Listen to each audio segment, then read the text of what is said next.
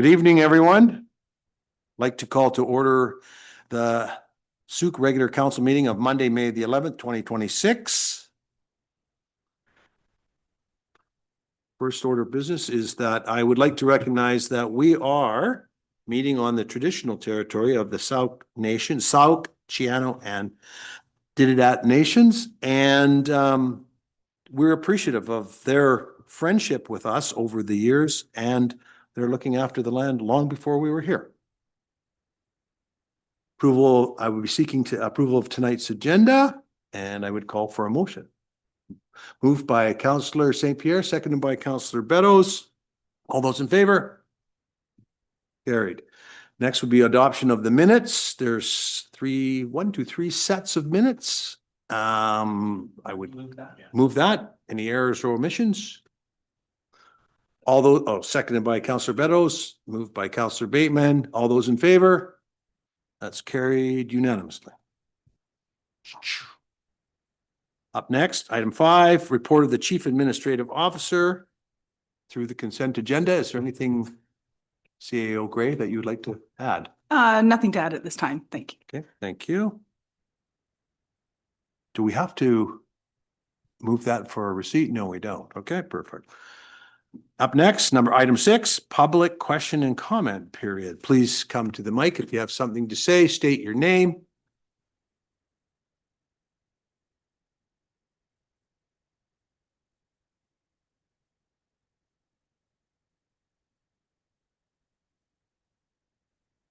Hello, Veronica Pemberton-Billing. I live in Sooke. I'm speaking about the item on the agenda, which number escapes me right now. I should have written it down, but it's the funding of the choir, of the Evolution Choir. And I wanted to start just by saying I'm a huge fan of choirs. I'm a music teacher myself. I think everybody in the world should sing in a choir. I don't think we should be funding this. And I'd like to say why. First of all, this is a Southern Vancouver Island, just island choir, and Sooke appears to be the only municipality funding this. This is an adult activity. We didn't fund pickleball. I think right now, in our circumstances, the question needs to be for every funding request, everyone, is this absolutely critical to the democratic and effective functioning of the district of Sooke and its core responsibilities? And I just like to use the 59 seconds I have to give you some statistics you may not know. Or you may. Canada lost 111,000 jobs since the beginning of the year, 47,000 last month. 41,000 people left BC last year.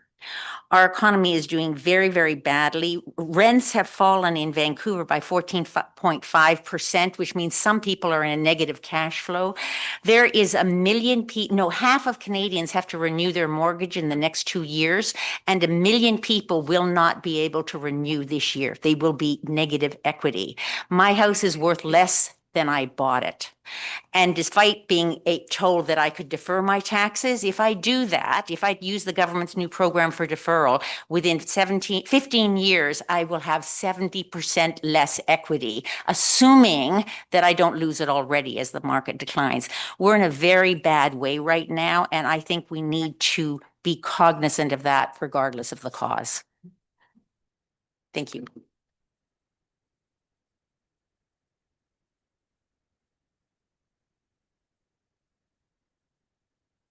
Any other members of the public that wish to speak tonight?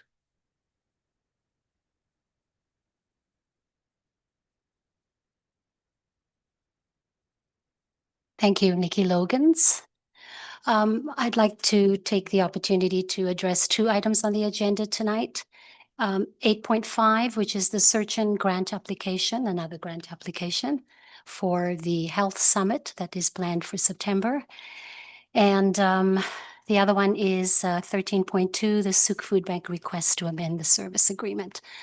I'll start with the grant application. I didn't see I didn't see the grant applications in the package that was online. So I'm just making an assumption that councillors have that information about what that grant is all about. It's 10 years ago, we did a health summit in the community. The district took a strong lead in that and funded it, along with Island Health and other important players. 10 years later now, we're looking at reviewing and renewing and bringing the community together for another health summit. The recommendation, the options that council has to make a decision, 1, 2, and 3, I want to request that you consider option 3 in the amount of $3,465 rather than what's in your package. The reason is that that is the amount on the budget that is the most of $5,000 request for a professional facilitator and a professional report. I think it's really imperative that we have a professional report for the Health Summit. Indeed, this report may inform the next 10 years of the health and wellness activities and initiatives for our community. Please consider option 3 for that item. 13.2 Sooke Food Bank. So Ms. Loggins, you're going to run out of time. I see that, but I Seconds. have 2 items. So, and that's fine. So I would ask that you would come back if there is no other speakers, you could go now, but I would ask somebody else and then I would invite you to come back again to speak to Absolutely. 13.2. Thank you. Thank you for the option. Are there any other first-time speakers? Oh, yes. Susan Belford. I live in Sestinos. Some of you have heard this already. I'm speaking about, I forget the number, but I'm speaking about my earlier request for Sooke to send a resolution to UBCM supporting the property rights of the owners of manufactured homes. And I'm basically going to read essentially what I said to the Land Use Committee meeting last week, and some of you have heard it already. I apologize for that. I'm grateful to staff for their report and for creating the draft resolution. However, I am hoping that you might be able to make some changes. I realize that this is cheeky, but it's what I need to do. First, because manufactured homes are not intended to be moved, it's a bit silly to keep referring to them as parks because there's nothing parked anywhere and they're certainly not parks. Even though this inaccurate misnomer is embedded in the legislation, we're hoping that gradually people can start to refer to these places as communities because that's what they are. Second, as approximately 99.8% of manufactured home residents are owners, whereas 2 should be amended to remove the word often and replace it with typically. Third, we'd like to add eviction to clauses mentioning community closure and redevelopment. This would apply to whereases 2 and 4, as well as the first, therefore to be it resolved. A reason for this is that last month, this happens frequently, but last month, a homeowner was evicted for non-payment of less than $600 rent. The landlord was given possession of his home, assessed value $150,000. He then destroyed it. The owner of the home was left with nothing and nowhere to move to. The current act allows this, and for reasons of fairness, it needs to be changed, and I'm about to run out of time. So you will notice that there is a red line version, and I'm hoping that you can have a look at that and perhaps make some changes. I have to leave to go be a grandparent. But by the time you get to this, I will be on my computer and watching your deliberations. Thank you so much. Thank you, Ms. Belford.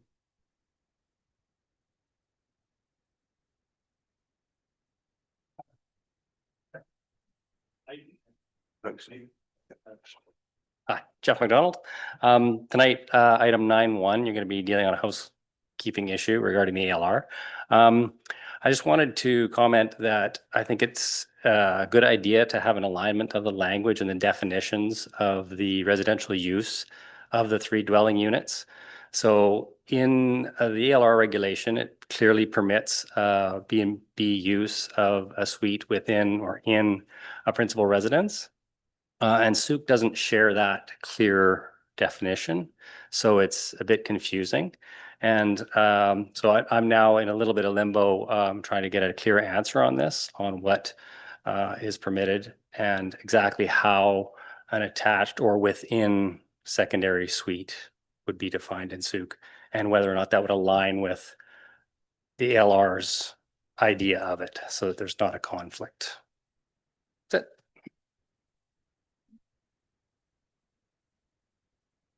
Any other first-time speakers? Seeing none, I will invite Ms. Loggins back up.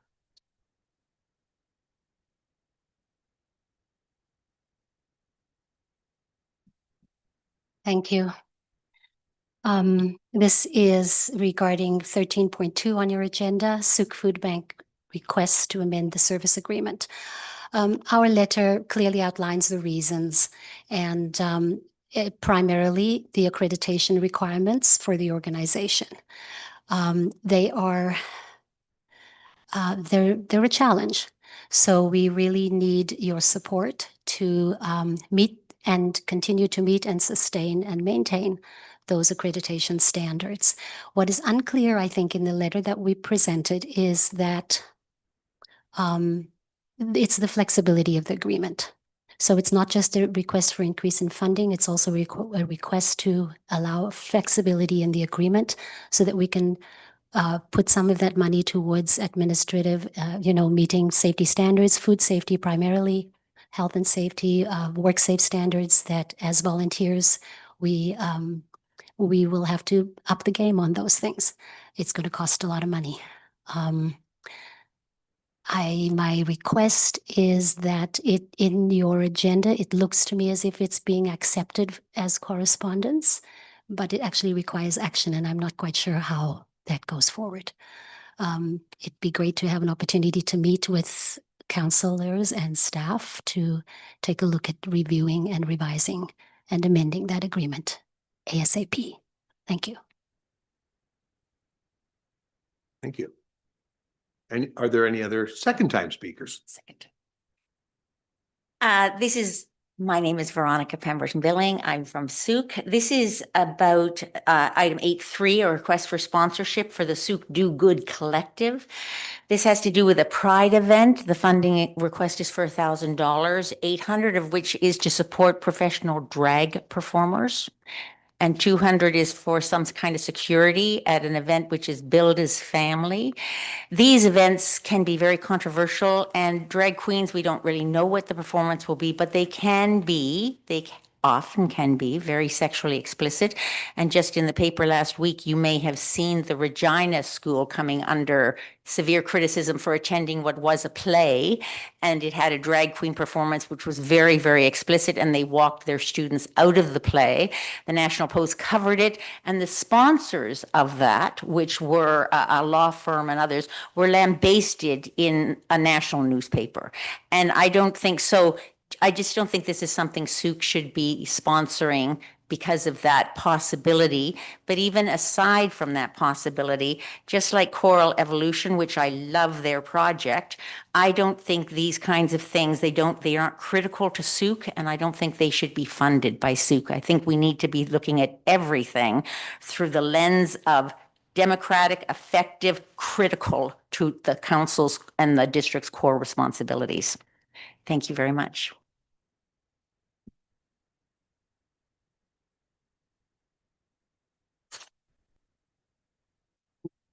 Are there any other first-time speakers? Thank you, Nick Dickinson World. I hadn't been planning on speaking on any of the items, but I did want to note that I have been to the Sooke Family Pride events. They're 100% family friendly, and I strongly support their inclusion in the donation process. Thank you.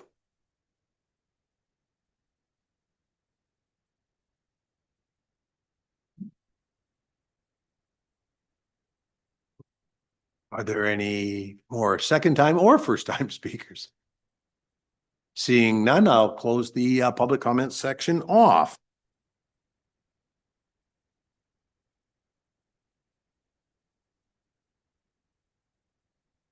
Next on the agenda is the consent items, and the following items on the consent agenda be adopted by consent. 7.2 correspondence, 7.3 report of the chief administrative officer, 7.4 draft land use development committee committee minutes, 7.5 3D technology and potential application to land use planning and the district of Sooke, and 7.6 home-based business regulations in residential areas.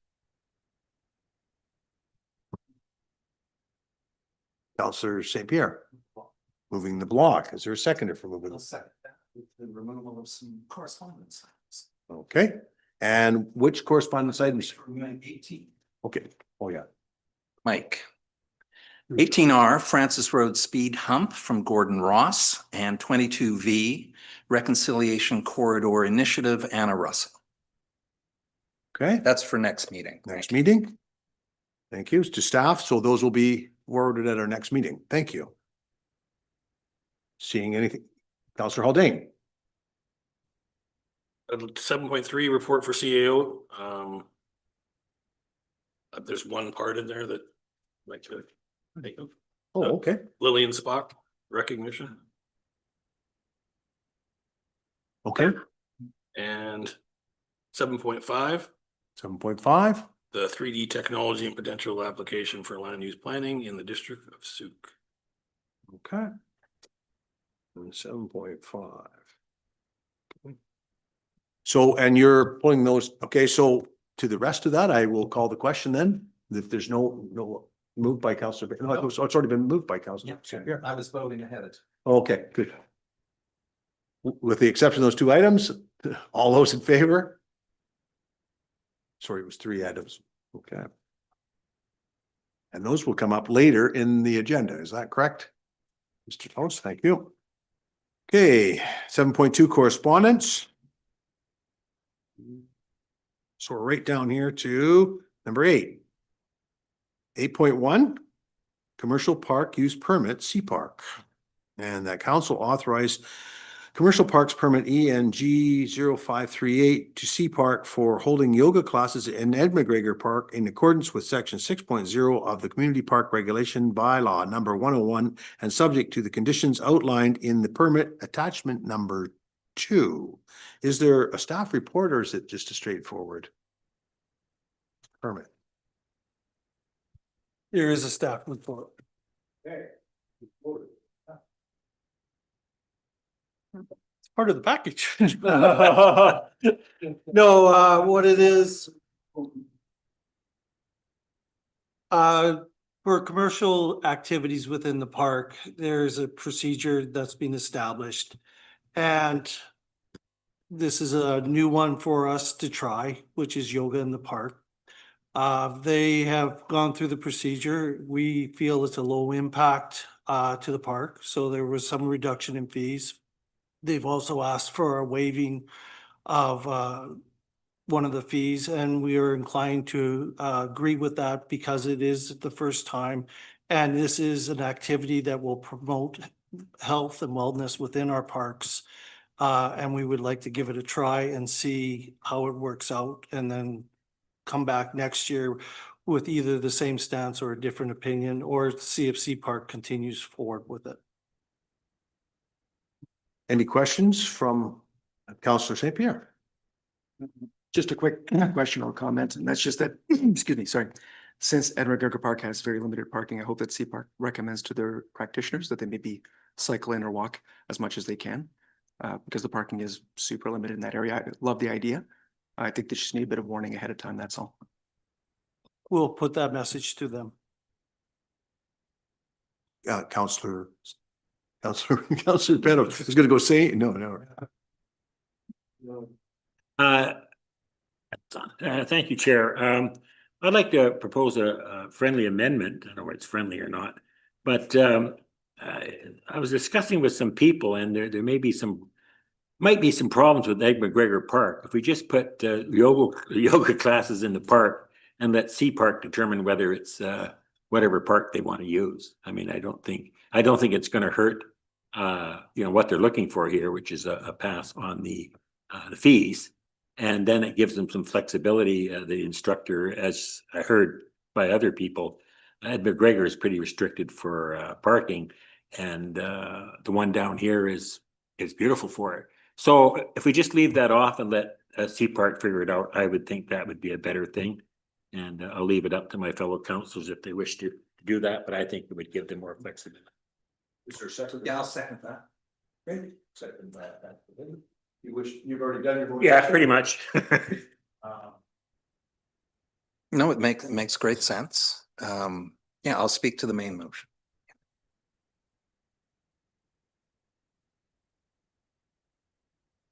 I just have a further question for staff about the amendment. Okay, I was curious from staff's perspective, is there any difference between Ed McGregor and any other park or anything we haven't considered that has been previously considered for Ed McGregor? Through the chair to the counselor, SEAPARC was the one who chose Ed McGregor. I'm sure if we give them the option, they will make the decision whether or not they want to move to a different park. Okay, so no problems. I don't think so. Perfect. Okay, Your worship. Thank you. Just before you actually call a vote on that, I did want to flag that you didn't actually call for a mover and a seconder on the original motion. So instead of amending it, it's probably easier to just interpret Councillor Beddoes as moving the motion as being that council authorised commercial parks use permit ENG 05348 to SEAPARC for holding yoga classes in accordance with Section 6 of the Community Park Regulation Bylaw 101, subject to conditions outlined in the permit. And then you can simply discuss that as a main motion without needing to go through the amendment rigmarole. Councillor Beddoes, anything to add? No, thank you for council's support on that. Thank you. Councillor Bateman.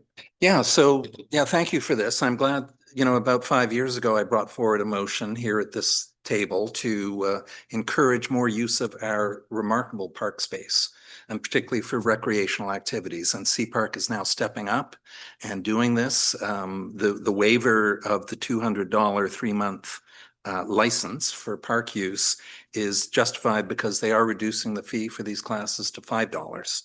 And that's, I think typically a drop-in fee is $15 at SEAPARC.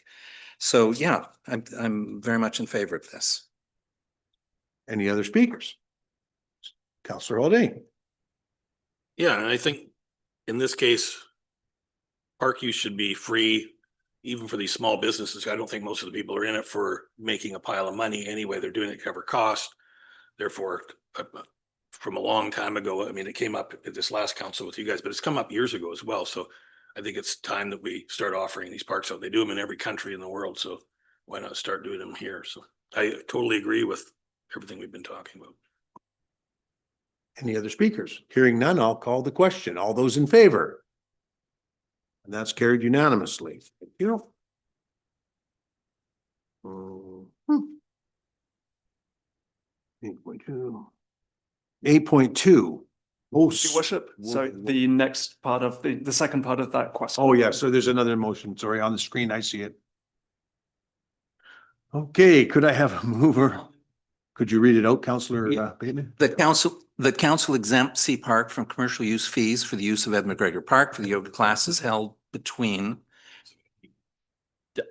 Oh, you're right, for the use of any Sooke Park for the yoga classes held between July 8th and August 26th, 2026, in accordance with, follow the bouncing motion, with Section 8.0 of the Community Park Regulation Bylaw. And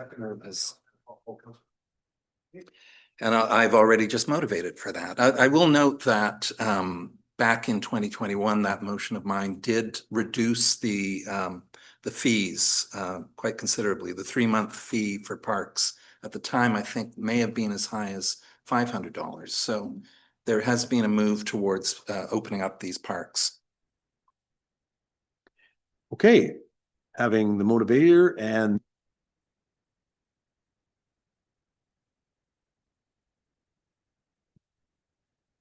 okay.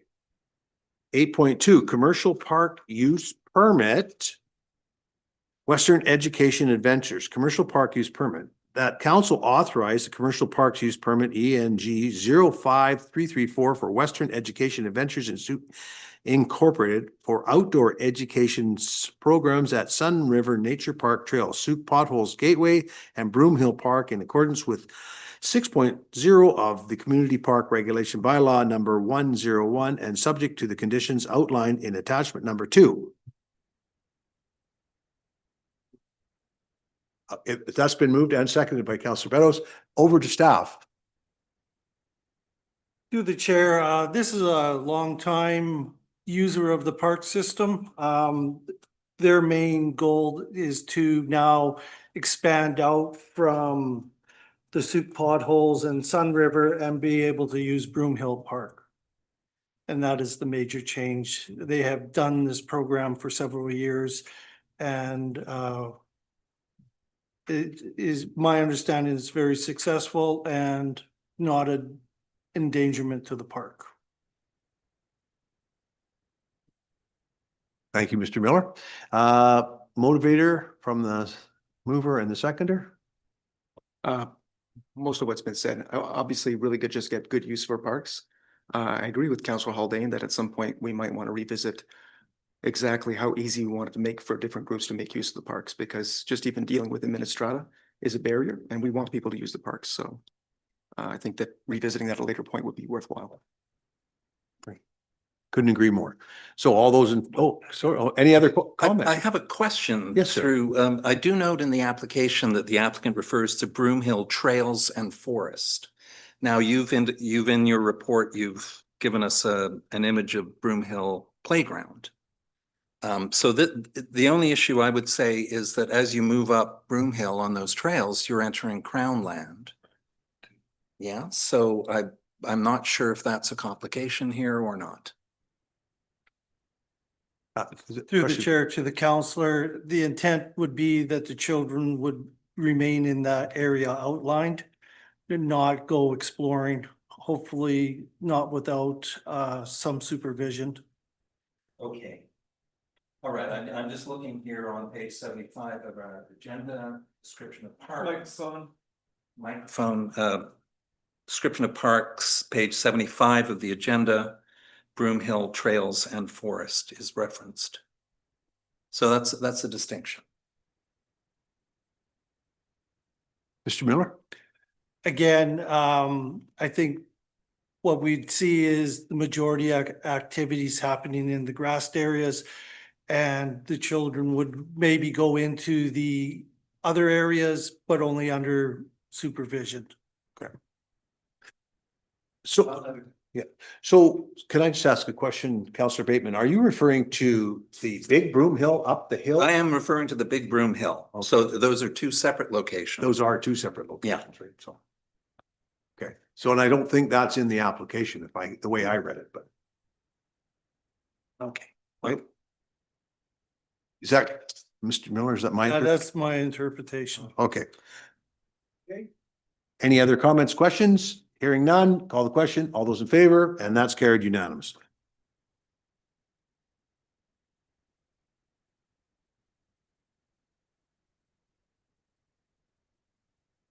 Item 8.3, request for sponsorship, Sooke Do Good Collective. Request for sponsorship, Sooke Do Good Collective, attachment 1, Sooke Pride Events request June 2026 that council consider sponsorship. The sponsorship request from the Sooke Do Good Collective and Community Organization for Community-Led Pride Events in the June 26 in the amount of $1,000. So moved by Councillor St. Pierre. Is there a seconder? Councillor Haldane. Councillor St. Pierre. I think it's a good event that actually helps bring people together in the community and fosters understanding, which is something I think we all can use. At the same time, I think that the 1,000 is more or less what I think we should consider as a policy in terms of sponsorships. Helps to reduce discussion, trying to decide between different groups and what they should have and what they shouldn't have. At this point in time, I just think that it's a good idea to move ahead with this. Yes, well, I'm okay with everybody doing whatever they want with their own money, their own time. And I've said it before, even with pickleball and adult sports and adults, you know, whatever they've got hobbies and going on.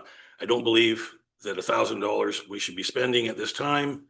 If they want to get sponsorship, they do what lots of the other groups do, and they go around the community and they ask for sponsors from private donors and so on. I mean, even the food bank has gotten sponsor money from private people over the years and stuff like that.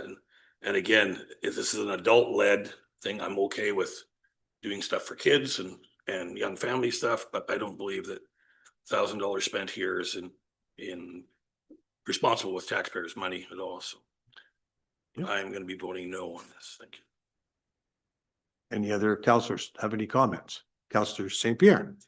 I would point out that it is for families, it is for children. And it's meant to create a welcoming space where, you know, families and kids can actually feel comfortable no matter where they might lie on any sort of spectrum. So I think that it is actually exactly the sort of thing that Councillor Haldane generally does support. So hopefully it'll pass. And Okay, Councillor Beddoes. Yeah, I'll support this. I mean, I have to look past, you know, I mean, for the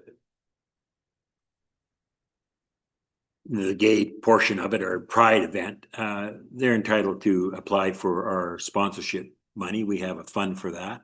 Lots of groups apply for it, and it's up to us to determine whether it's the betterment of the community. And I think when dealing with the pride requests, we do need a lot more understanding in the world between different groups. And I think this goes a long way to show that we're in our community. It's in our charter to be inclusive to everybody. And I think we need to be inclusive for this group as well. And I do consider, you know, I don't like to throw money around, but it is sort of the essence of our community. If we don't spend anything and then the community just, you know, no Canada Day, no, all these sort of things like that, then it's not much of a community. And this portion, this parade is they do it in other communities as well. This shows you that we are a diverse community and we have to make it available for everybody. So it's my opinion. Well, thank you, Councillor Beddoes. Very well said. I think there's a few caveats here. First, that this likely should have been requested through the community grant process. It's coming very shortly after that process. And I suppose that it's being organized quickly. So perhaps consideration of this event post-dated the deadline for that. I see that staff has the discretionary ability to approve up to $250 per sponsorship. So through you, I'd like to ask staff, how do you, I know you recommended this go forward. If it had come in at $250, you would have gone ahead automatically with the sponsorship. Through the chair, unfortunately, I don't think I can respond to a hypothetical question. So the context of the ask was up to $1,000. So that's why it was presented to council for a decision. Okay, so that wasn't such a hypothetical question. How do you determine a $250 ask from the community? What is your criteria? It's not an ask that comes from staff. It's an ask that comes from the organizers.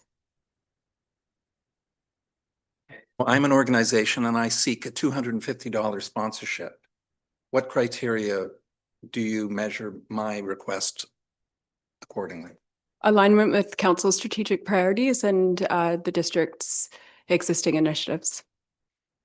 Excellent answers as ever and on the spot. So yeah, thank you. Okay, I have one quick, any other questions? Councillor Haldane. Yeah, so again, it's not that I have any issue with inclusivity. I believe that public funds should be used for something else. I'll donate the first $250 towards this event with my own personal money, but I don't want to use taxpayers' money to fund something that's adult oriented. I get if kids show up to the event, that's fantastic, whatever. I do believe that all Sooke Day done by the Community Association is always looking for people to put on shows there. We have a bunch of the dancers come from SEAPARC and a bunch of the band stuff, all local people. get involved with that organization and be free. It wouldn't cost you anything. And you could do that, and you could still do whatever kind of show, whatever kind of setup you want. Where the community association is inclusive of everybody and all groups. My whole point is I don't like spending taxpayers' money when we can do private funding for this stuff or free events. So again, that's the only reason for this. Thank you. Okay.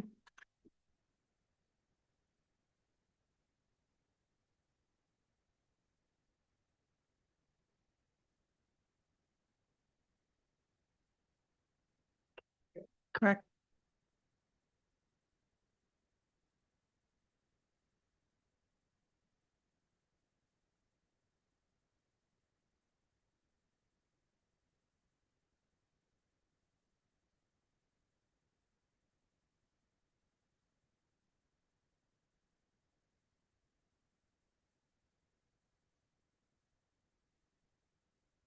The council select.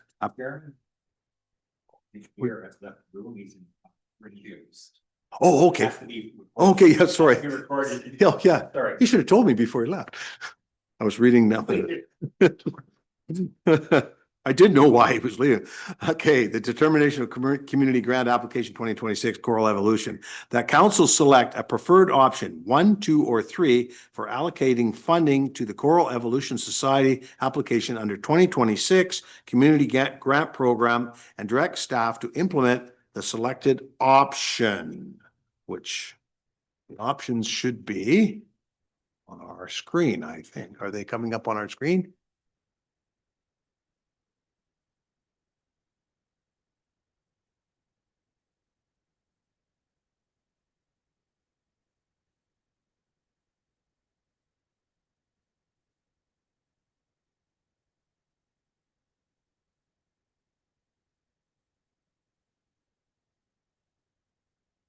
So through you to staff, under the new policy, the new community grant policy, this is the 4th year, I believe, for Choral Evolution, and they're seeking to expand the music library. So as you interpret the policy, does that qualify as a new initiative to expand the music library?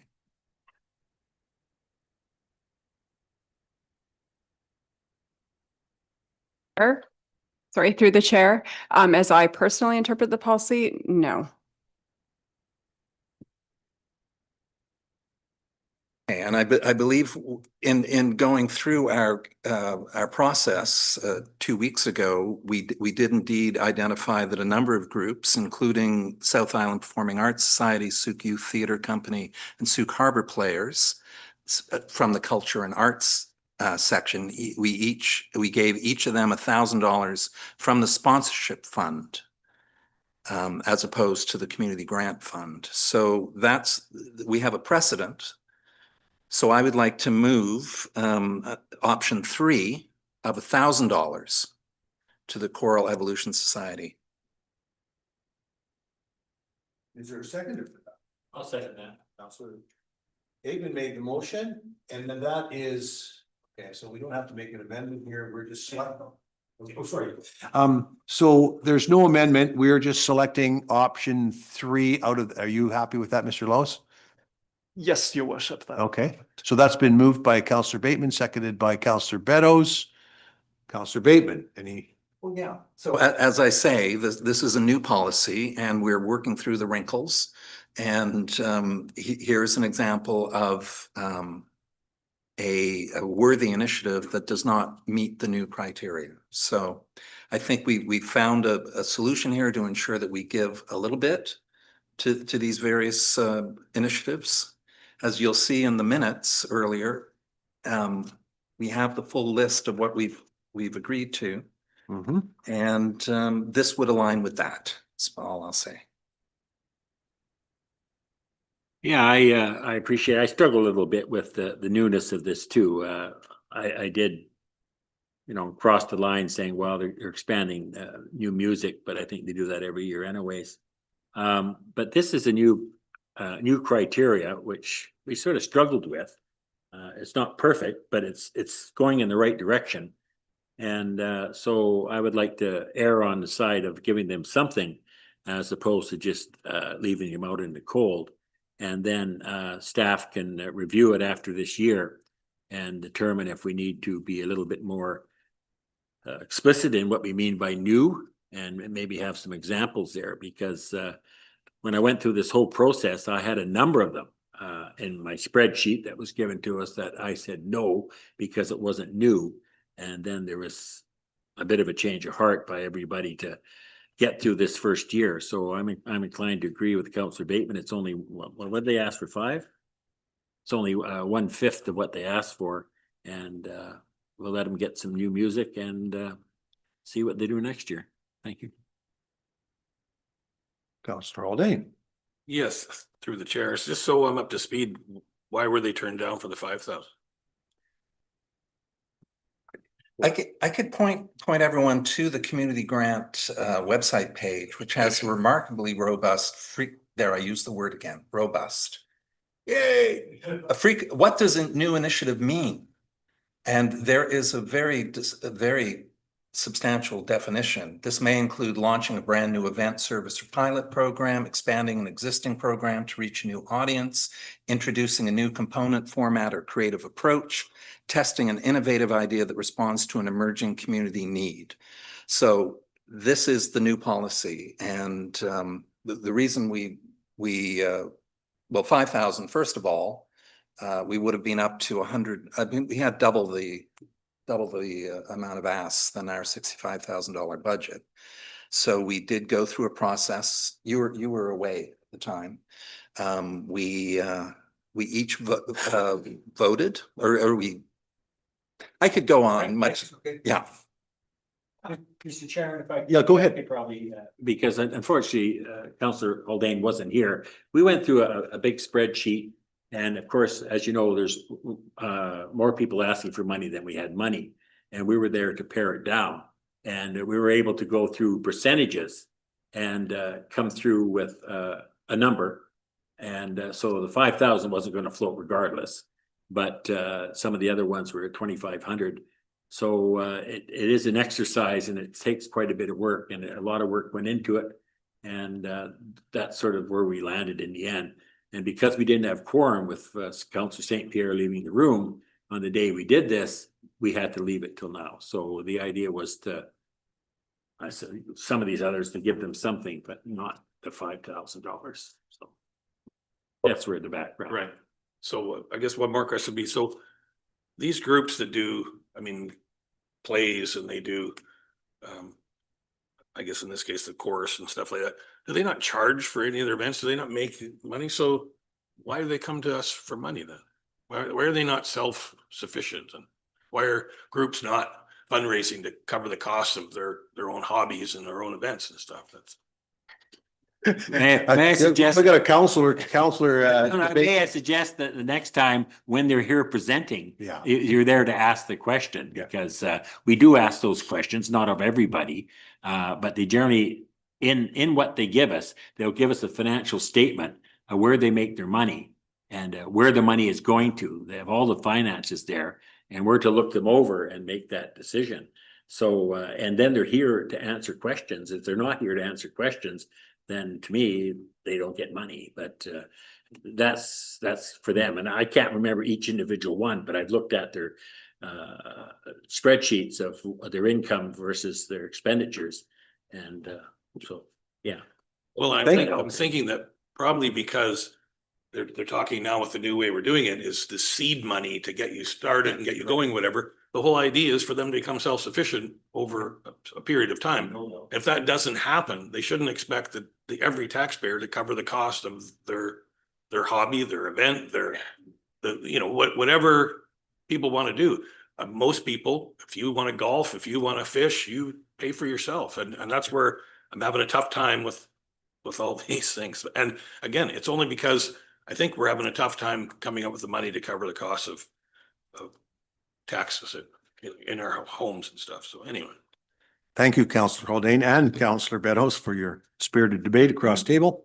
Friendly debate. Yeah, no, it's always good to have discussion. And I think to Councillor Haldane is that this is sort of after the fact because there wasn't quorum reached, this would have already been a decision that was made. So it's coming back to council for deliberation. It's kind of a little bit out of sequence in my way of thinking, is because the applicants came and had an opportunity to make their presentation to us, which based us on put us into our base, how we were making decisions going forward. So, which I did take part in that part, but not the debate.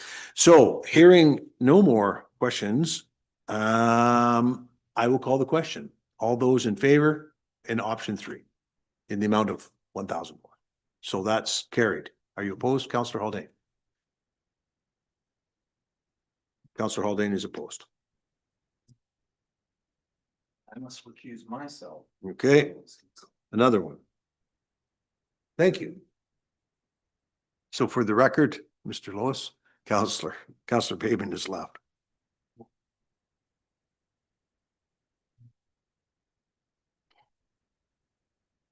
Okay, he's out. 8.5, determination of the community grant application 2026, Sooke Region Communities Health Network.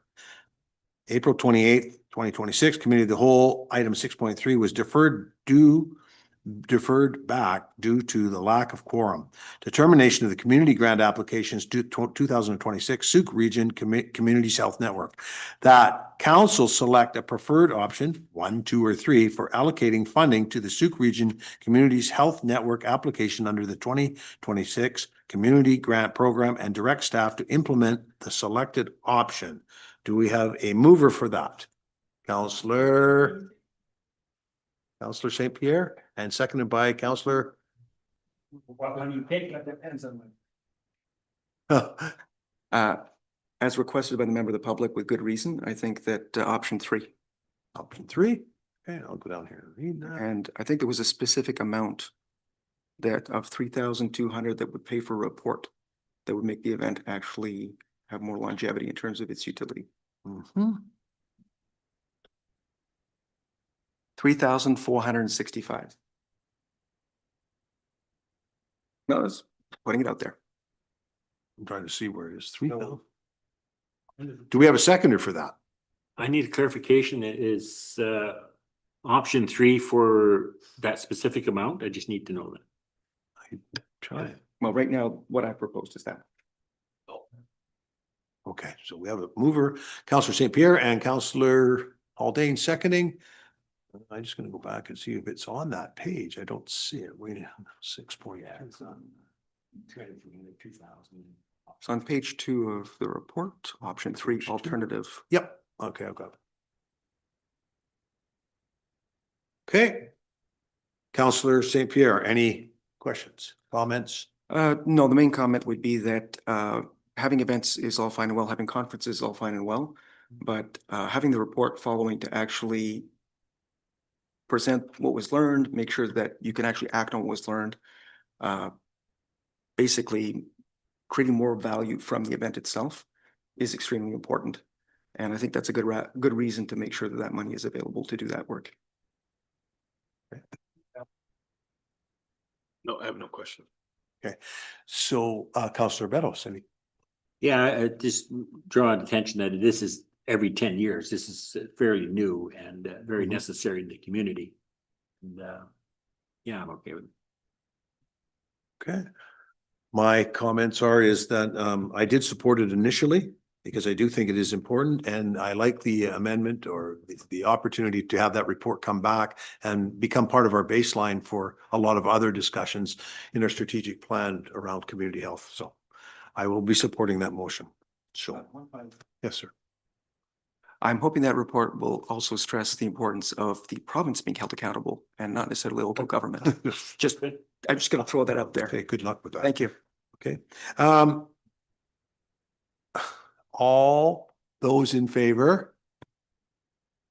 Opposed? Councillor Haldane is opposed. Okay. Councillor Bateman can return. Could someone get him? I've given him permission to.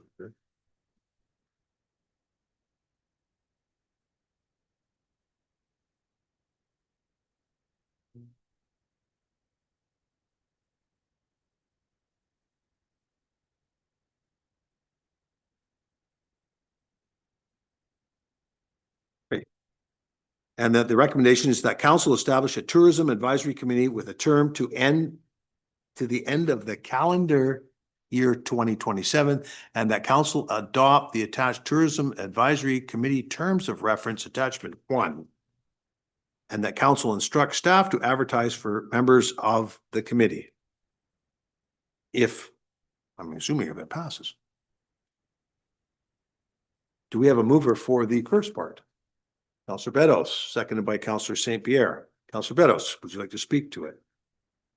Yeah, I think it's very important that there's a community group looking after this. It's a fair amount of money and it's supposed to be spent in the area. So yeah, I think that's some people that are in the business comment about where to spend the money, because it shouldn't be up to council to do that. Councillor St. Pierre.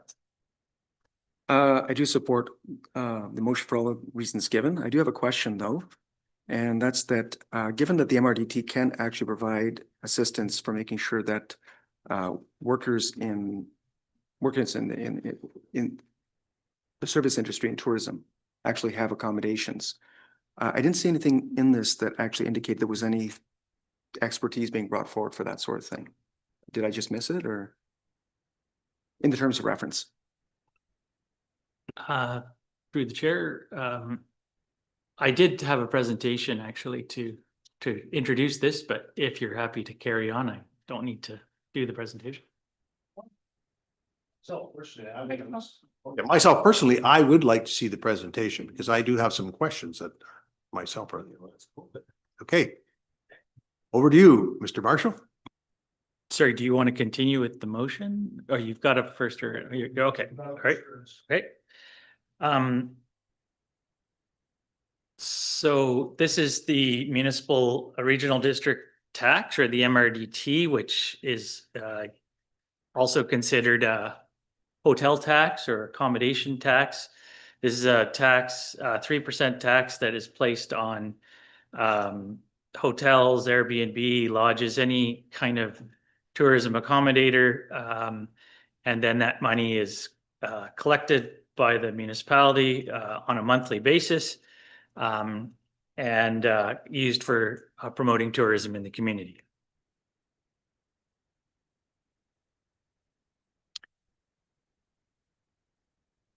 So we started collecting the tax in November of 2025. And to date, we have received $87,000. And sorry, that's an update from the 59,000 or that was in the report, but that just is an extra month of the proceeds. So we have received to date 87,000. We are expecting on an annual basis to receive approximately 440,000 in revenues from this tax. So the intent of this MRDT tax is to provide long-term tourism development priorities, marketing strategies, and potential affordable housing initiatives. And that's where perhaps what Councillor St. Pierre was talking about in terms of affordable housing, which could be used for service workers. The initiatives for this are based on stakeholder identified opportunities. So the advisory committee that is their sort of recommended approach would have the stakeholders in the tourism industry, cultural and sectors being represented on the committee and would be able to speak to those priorities. So there are two, so as part of the application process for this, to be able to collect these funds, the province requires that you fill out an application, that you get consensus from the majority of the accommodators in the community, and that you put together a 5-year budget for those revenues and a 1-year tactical plan. So in terms of the 5-year budget that was presented to the province, and which the province expects you to follow, so it doesn't once you get approved to collect these funds, you are committed to following your budget because that's the budget that the province has approved. So in terms of the priorities, so just going to the 5-year plan priority. So priority, the first priority is to strengthen organizational capacity and governance. And actually one of the main implementation of that first goal is setting up a tourism advisory committee. So what we're doing tonight. The second goal is to develop Sooke's brand position and year-round engagement strategy. The third goal is visitor services and visitor experience development. And just as an example of what that could mean, it's looking at our natural beauty and combining it with other sectors in the community, like culinary arts. So it might be combining the natural plants and farming in the community with the culinary sector. Could be agriculture and culinary sector, but creating these experiences for people to want to come to this community and do these unique experiences. The fourth goal is to strengthen regional partnerships and collaboration. And a big part of that would be this advisory committee that would include all those stakeholders on the committee, and that could provide recommendations and input to council. The fifth goal is advance sustainable tourism initiatives. So this is ideas of how to reduce tourism sector environmental impact, promote sustainable business practices, and protect natural assets. In terms of the 1-year tactical plan, so this is a more detailed plan of how you're going to spend the first year of the revenues that you've received. And so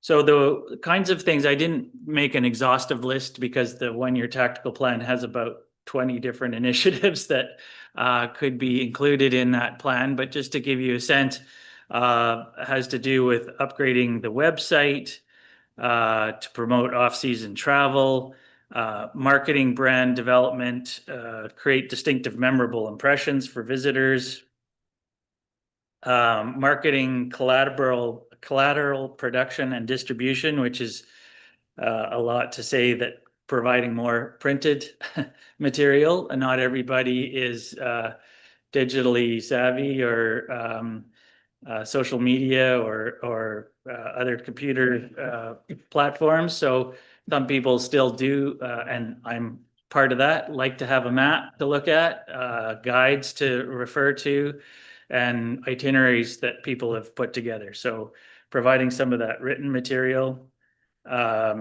marketing, media, advertising, and production. So putting in advertisements in sort of key tourism magazines and things, and leveraging various computer or social media platforms like Facebook, Instagram, Pinterest. So just getting our brand and our community front and center.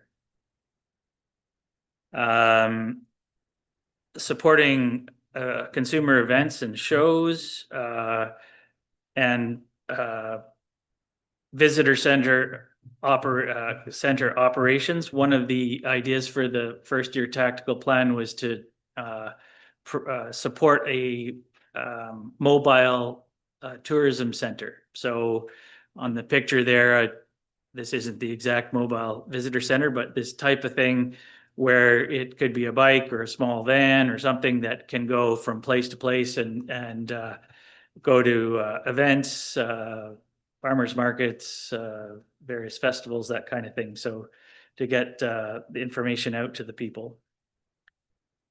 So those are the types of things that the first year funds would be spent on. And then in May of 2027, we would need to provide the 1-year tactical plan for the following year. So the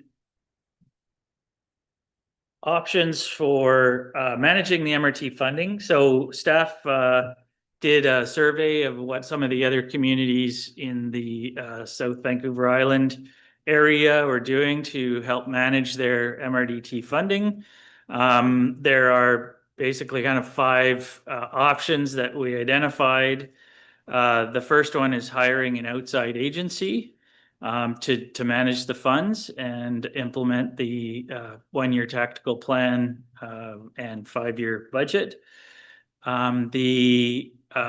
There is a number of groups that can do this. Actually, there are 1 or 2 groups that do this, organizations that do this. 4VI was the main one that we found, and 4VI is the group that helped us to put together our application package. So they're very familiar with Sooke, and they sign MOUs with communities that identifies what the relationship between council or the community and the organization and how the money's going to be spent.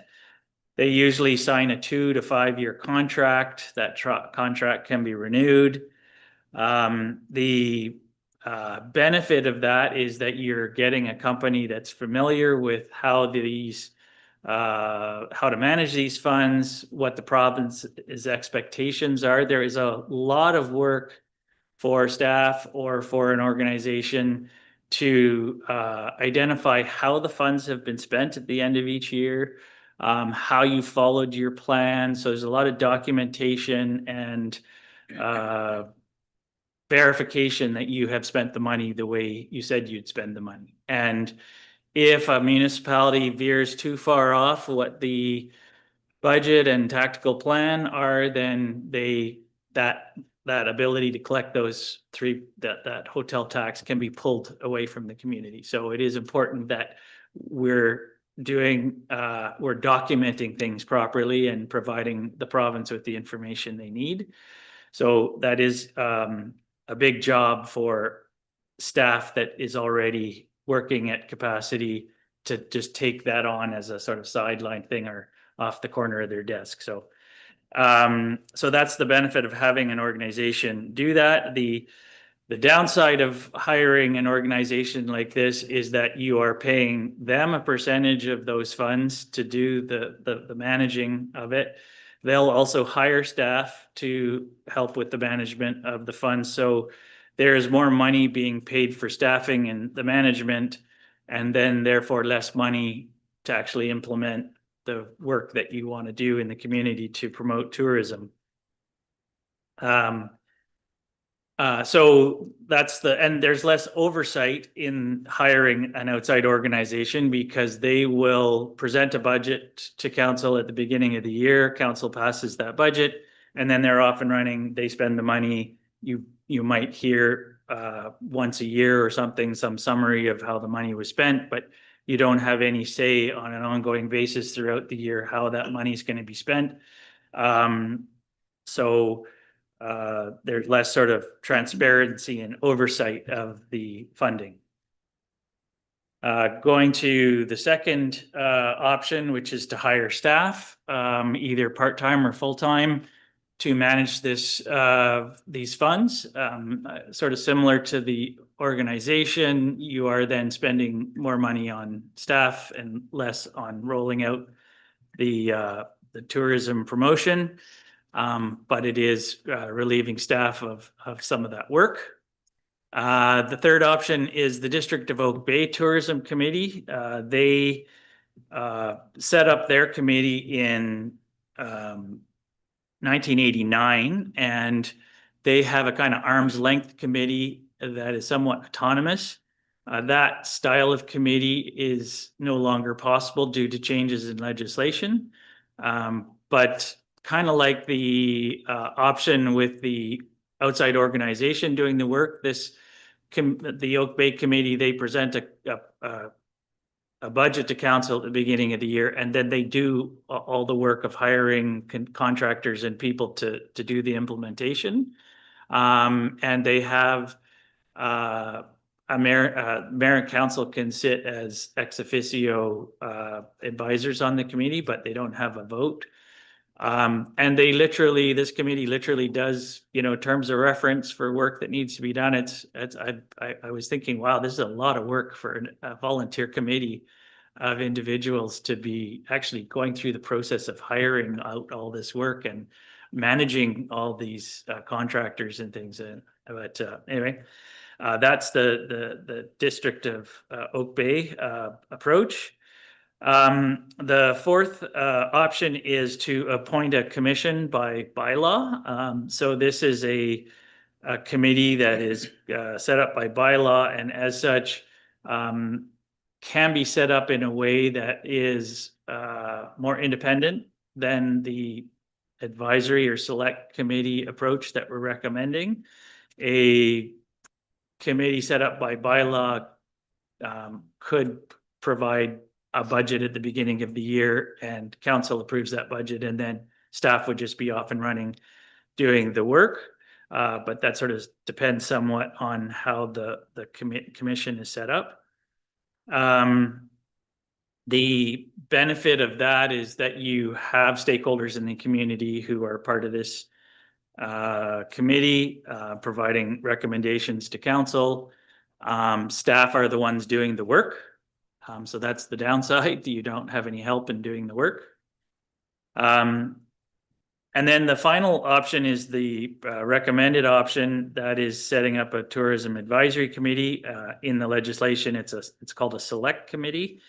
And we'd be looking at setting up a committee. We're suggesting in the terms of reference that the committee would be a minimum of 8 members of the public to a maximum of 13. And that they would come from the local tourism sector. Of course, we would include some of the larger hotels on the as members, arts and culture providers, agritourism, outdoor adventure, indigenous community, CRD regional tourism destination management service providers, the museum. So we've listed in the terms of reference a fairly, not exhaustive, but good list of key stakeholders in the community in and around tourism, and would not a requirement to include all these people, because you may not get volunteers, but those are the types of people we want to see sitting on the committee. The committee would be to the end of 2027. And the reason that we're using this, even though staff wouldn't have any help from an organization or an additional staff member, it would give us a year and a half or so once this committee actually gets set up to identify how much money we're actually going to make each year in revenues from this 3% tax. Because right now we're just guessing. So we could have a budget and a tactical plan and have all the best ideas in the world and think we're going to get, upwards of $400,000 or $500,000, and maybe it turns out that it's only 200,000. So by hiring a staff member, committing to hiring somebody or an organization for 2 to 5 years, you're committing money that you don't know for sure you have. The other thing is that we would have an opportunity over that year and a half to get a better understanding of how much work is actually involved in running this, managing this MRDT revenues. And at the end of the 2027 calendar year, the idea is that we would have an overview or a summary or a look at, what did we learn over this last year and a half? How much money did we make? What makes sense going forward? Maybe it's renewing this committee for another period of time.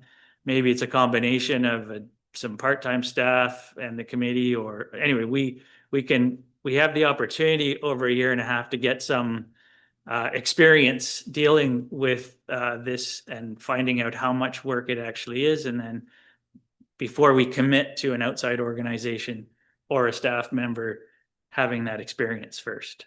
So that's why staff are recommending the advisory committee as opposed to the others listed. And again, the terms of reference for that advisory committee are attached to the report if you have any questions about that. And the 5-year budget and 1-year tactical plan summaries are attached to the report as well. Well, thank you for that, report. A lot of information there that you just gave us. Thank you. Yeah, I'll save my comments. Anybody from council have any questions, comments? Go ahead. Just finish my previous question, now that we had a wonderful report. So I'm back to asking about the terms of reference. One of my thoughts, and I think probably a lot of people's minds, is tourism industry offers great possibilities for jobs for young people and keeping out people in Sooke, which often is a bit of a challenge. But accommodations, affordable accommodations, are always going to be a bit of a problem as well. And certainly within the MRDT, possibilities, there's an affordable housing component to look at that. I didn't see any expertise in that direction, and I understand that we're still going to be developing, 1-year tactical plans and so on and so forth. But we want to make sure that, for example, various restaurants can stay open because they have enough staff, that this can actually develop properly because we actually have the staffing options available. And one of the critical things needed for that is at least having a bird's eye view on what's happening in terms of affordable housing. So is there anything that I missed there in terms of actually providing that angle in the terms of reference and in the committee membership? Through the chair, certainly, as you said, the MRDT funds can be used towards affordable housing. There is no, in the 1-year tactical plan, there isn't anything in relation to affordable housing. That doesn't mean that in following years you couldn't include that. And I agree that there isn't, indirectly, the local accommodators, the hotels, they'll understand, as will the whole business community, understand the need for affordable housing. So if that committee made up of those people who need that staffing are telling us that, affordable housing is the key to focus on in following years, then certainly we can include that. Okay, follow-up question? What? Would it be possible to include some language to that effect? My concern is that if you're not asking the questions to begin with, you're not necessarily getting the answers to those questions. If there's no expertise in the room, if there's nothing in the terms of reference to indicate that we're looking and that we're aware that affordable housing might be an issue, then that's not necessarily, people are going to look at the terms of reference and say that's what they want from us. Why should we bring forward these other concerns? But clearly the MRDT does consider making sure that the workers actually have affordable housing part of what we should be looking at. That doesn't mean that it's necessarily the major part of the responsibility, but at least making sure that the people with the expertise are presenting that information as well, because they know that that's part of the job. I would love to see this amended in some way to include some aspect of that, because my concern is that if it's not in here at the beginning, then it may never show up. And at that point, we might be missing a very critical element into the future. Councillor Beddoes, you have a comment? Thank you, Chair. I like the idea of establishing the advisory committee. We're going to put some of these decisions back into the people that are working in this industry, and it's not me. So, I would value that input and from those people. And as was said previously, I'm not sure who said it, but allow that group to best determine how to tackle this problem. We've been, starving to promote tourism in this community, and now we found a way to get some dollars to do it. And I can't think of a better group than the local people working this industry, from the hotels and some of the other groups, to make these decisions. And as Mr. Marshall said, this is solid. We're going to get some data over the next year, and the next council can make the difficult decision whether we stay with the committee, contract it out, or do it with the side. But until we get some more information, until we get a solid idea of what we're dealing with in dollars, I think this is the best approach in the short term. I think it was well thought out, and I think I would like to support it as it stands. The option 5. Counselor Haldane. Thank you, Counselor Biddle. Yeah, I think I agree with the same process. I mean, they've got $232,000, 938 for net administration fees. So when you're collecting just over $500,000 and almost half of it's going towards administration fees, I think we could find some efficiencies in there that could be a lot better than that. I mean, rather than hiring somebody here at the district or giving it to a private group, I mean, they're going to eat up half the money with wages, and I think that's kind of defeating the purpose of charging people a bunch of extra money. So I'd rather see it run through a committee first, find out where we're at. Maybe the revenues might not even be this high as well, or maybe there'll be more, or there'll be more work. So I'd rather do a dry run, and then you're right. Next council can decide, you know, a 5-year plan or 3 or 4-year plan or something. So appreciate that. Thank you. Counselor Bateman. Yeah. Thank you, Mr. Marshall, for that report. And we always have to drop Gail Scott's name at this moment in time because she has led us to this point. And it's good to see that she will continue to be involved in as a advisory in capacity, non-voting. It's important to note that the 5-year strategic business plan does recommend this model moving forward, a tourism advisory committee, which is effectively a select committee. The council selects those individuals, they put the ad out there, and that is, as we discovered with the standing committees last year, and I'm speak for the Community Economic Development Committee, that was a little frustrating because we had a very lively group of people who wanted to see stuff done, but we relied on council to send us directions to move forward. So in this case, the select committee, just like the land use and CED committees in the previous term, will bring their motions forward. They'll come to council, and council will have direct oversight over how this would move forward. I'm interested in these committee structure and membership. You've got 11 positions identified here. You say a minimum of 8 and a maximum of 13. You cited them all. You didn't mention the biking representative, so perhaps the Sooke Bike Club would be able to step up. The one missing piece was a youth member. I was wondering whether SEAPARC is the commission has a young person involved, and very important, as I'm sure Councillor Beddoes could confirm. So perhaps a youth member belongs on this group. Otherwise, yeah, thank you. Thank you, Councillor Bateman. Kind of my questions are, my own personal questions are, is that are we kind of at a bad time? Like, you know, we have a municipal election coming up within 5 months or something like to that effect. And then you're overlapping, it has to be a year and a half into the next, so it's a year into the next council. But you said April of 2027, it'll have to be redecided. The committee will have to be reappointed in April of 2027. Is that what you're saying?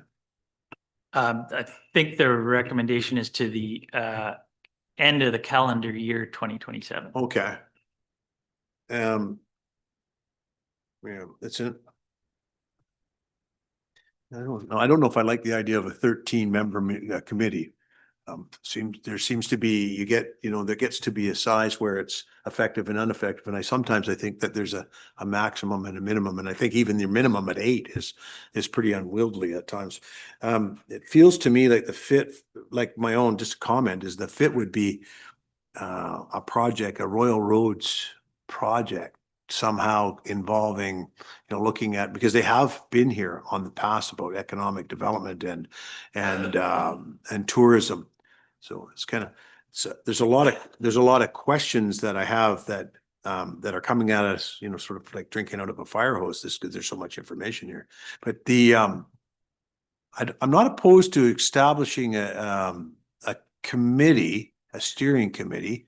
I think that, I'm hearing around the table that that's sort of the appetite, but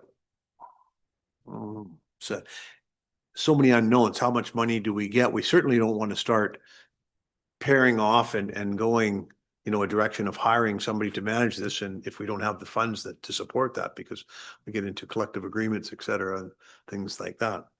So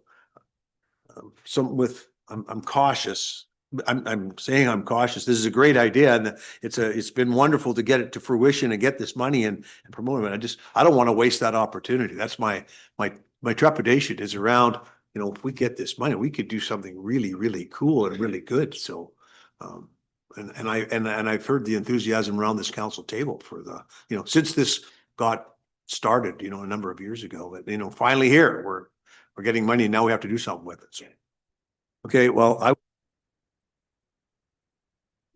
I just turned it off. Your worship, when it comes to motions, I believe you moved at the beginning of this, the first recommendation, that being that council established a tourism advisory committee with a term to the end of calendar year 2027. So that would be the motion currently on the table.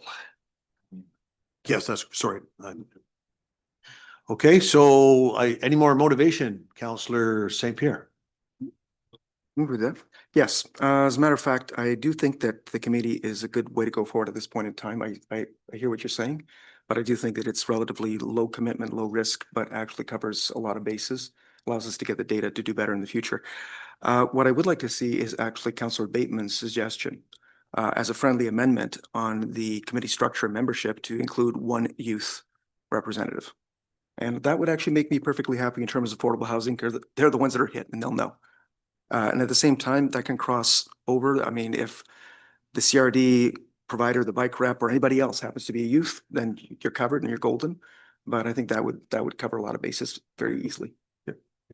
Yeah, I see that our corporate officers, because that would be in the terms of reference, would it not? Absolutely correct, Your Worship. That's certainly a valid change which has been proposed by Councillor St. Pierre, but that will be on the next recommendation once you decide whether or not to establish a committee. I see. Yeah. Thank you. Good. Okay. Go I on. would like to speak on that, but I wait. Sounds like. Terms of reference, we're going to come up with that next. Okay, yeah, I would assume. I have concern with the, but that's right. Okay. Councillor Bateman. Yeah, I think this is on clause 1. Effectively, it's important to note there will be no hiring of staff. Correct. With the creation of this committee, as it states very clearly here, quote, staff will be able to take on this additional work for the short term, but it's not sustainable for this work to be done by existing staff beyond the 2-year mandate of the advisory committee. So that's the caveat, but at the same time, there will be support through the end of 2027. Thank you for that point. So then we have a motion. Okay. So now we have a motion on the floor, and I think it's the first part, right? And any other comments, questions? So I'll call the question on the first motion. All those in favor? Okay, that's carried unanimously. So now on the terms of reference, I think is where we're going to go to next.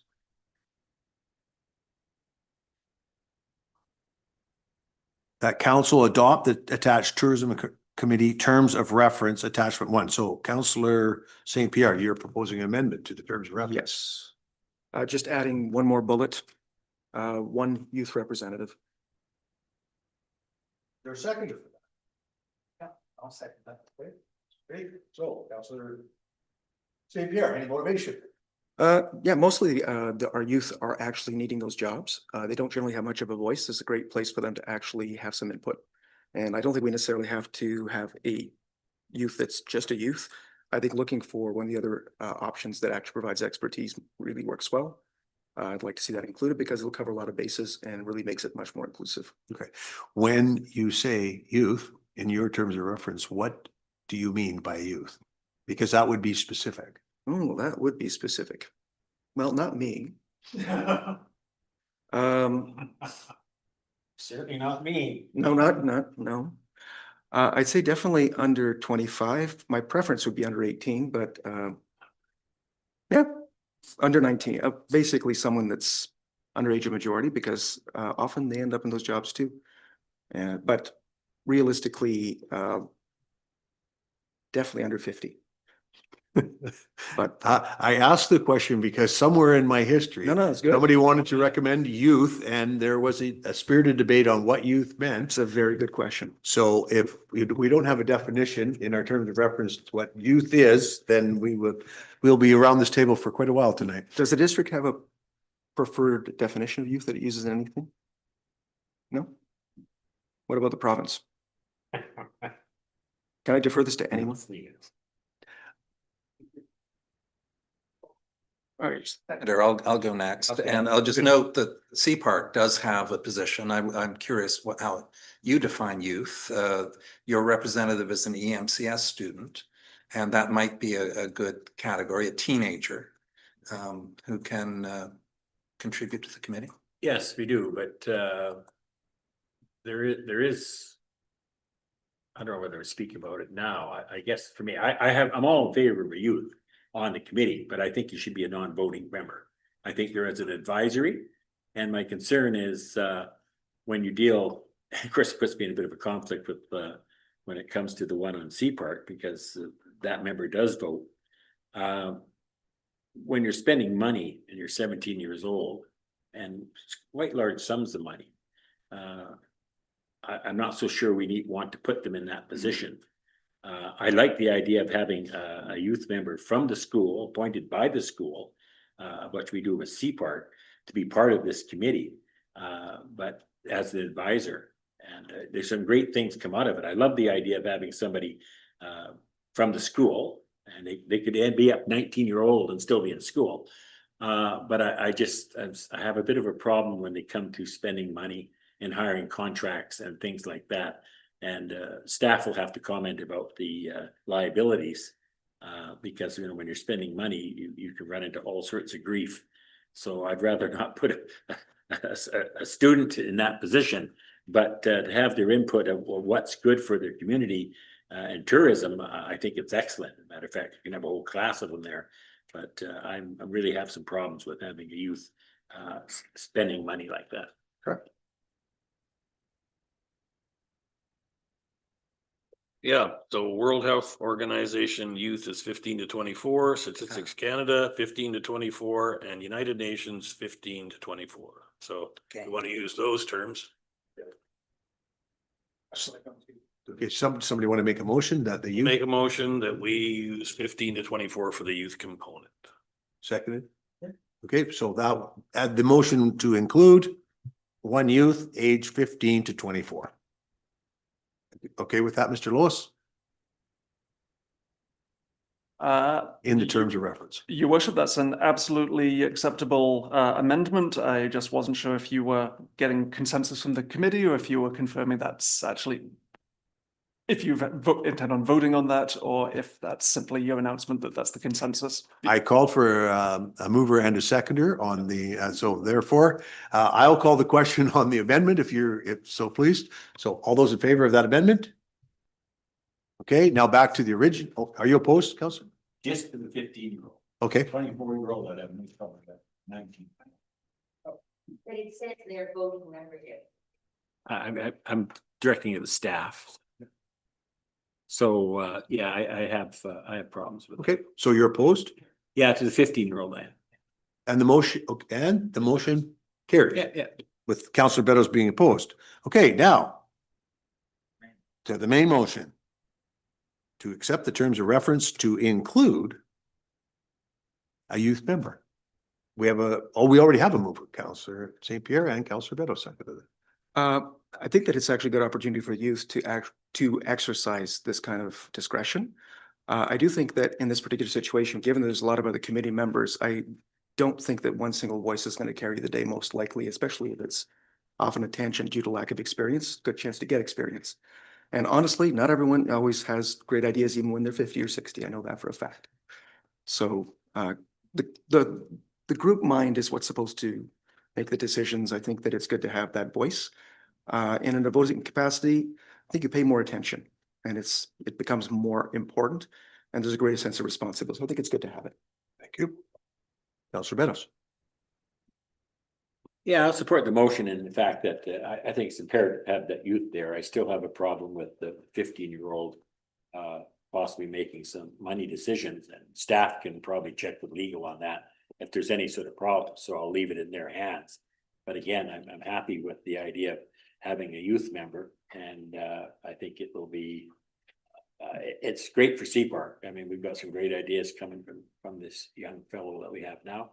Polls all the students and finds out what's great with them. Yeah, so I'm okay. Councillor Bateman. Yeah, so yeah, I'm in absolutely in favor of this. I just will note that in our staff report, it's clear that the committee, quote, would prioritize the work needed to be done. And once council approved the recommendations, then district staff would proceed with soliciting qualified consultants, contractors. So those financial decisions will be made by staff. The next question is, okay, with the youth, we're now up to 12 potential members. Now, you spoke of your concern around a large group. Minimum 8, maximum. Minimum of 8, of maximum 13. Of course, 12 is, you get tie votes, 12. I'm in favor of the larger group. There's a lot of very enthusiastic people. They're eager to get going on this. And yeah, so if we go with a group of 12, I think that's fine. Take the chances. There will be one District of Sooke councillor as appointed by council as well on this select committee. Thank you.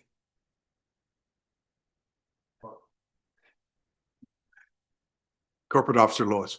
Thank you, Your Worship. I did just want to, just to make sure that all of council were fully aware of the type of committee which is being suggested. I wanted to reiterate, as Councillor Bateman has indicated, that this is a select committee. Correct. And therefore would have no delegated authority. It would only have the power to make advice and recommendations to council. And so no member could have any authority to make any decision on anything. Thank you. Councillor Haldane. Yes, in the spirit of inclusivity, I would like to have a youth member as well. But I was thinking if Councillor Beddoes here, if you do it during school hours, would it get them 18 and over for sure? So you can make a motion. Okay. Hearing no more comments. Yes, sir. Yeah, go ahead. Councillor Bateman brought up 12 members, but my understanding, I just want to make sure that we're all on the same page. I thought it was 8 to 13, not 12. Yeah, and one more category shouldn't make a difference in the numbers. It's still 8 to 13. We're not, is that, yes? Okay, because I didn't think we were in a split vote territory because of adding one more category, but I wanted to be very sure. Thank you.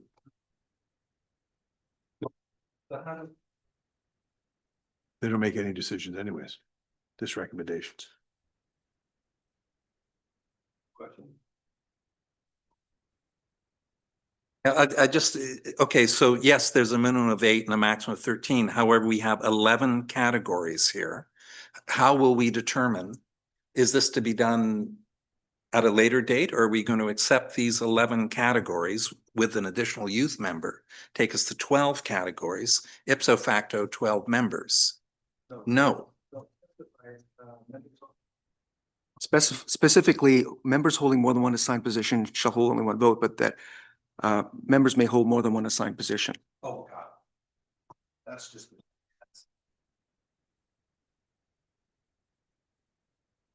Okay, hearing no more comments, all those in favor? That's carried unanimously. Okay. 8.7 resolution. Your Worship. Yes, sir. I apologize. There is one more vote on that section, that being to instruct staff to advertise for members of the committee. Moved by Councillor St. Pierre, seconded by Councillor Haldane. Hearing none. No comments. No comments. All those in favor? Carried. Mr. Chair, I would like to also address the fact that our Economic Development Officer, Gail Scott, was the primary writer of this report and did all the background work for this. And so I'm just the mouthpiece for her work. So just want to thank her. She's on holidays right now, but just want to thank all the work she's done on this. Thank you for that. And thank you to Ms. Scott. Can you pass on our thanks?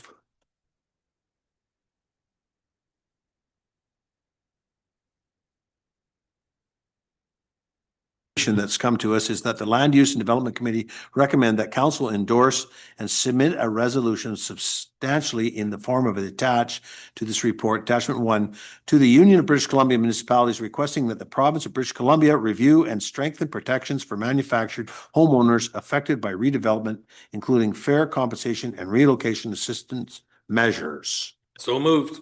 Moved by Councillor Haldane, seconded by Councillor St. Pierre. Councillor Haldane.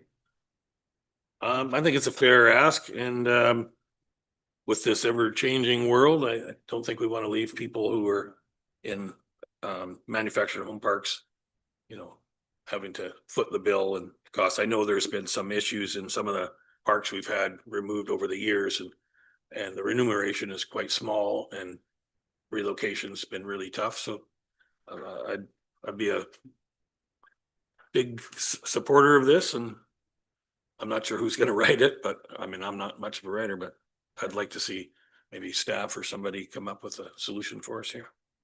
Thank you. Here, Councillor St. Pierre. As Councillor Haldane was saying, I think it's an important form of housing in our community, something that needs more protection for the people that are actually affected by redevelopment.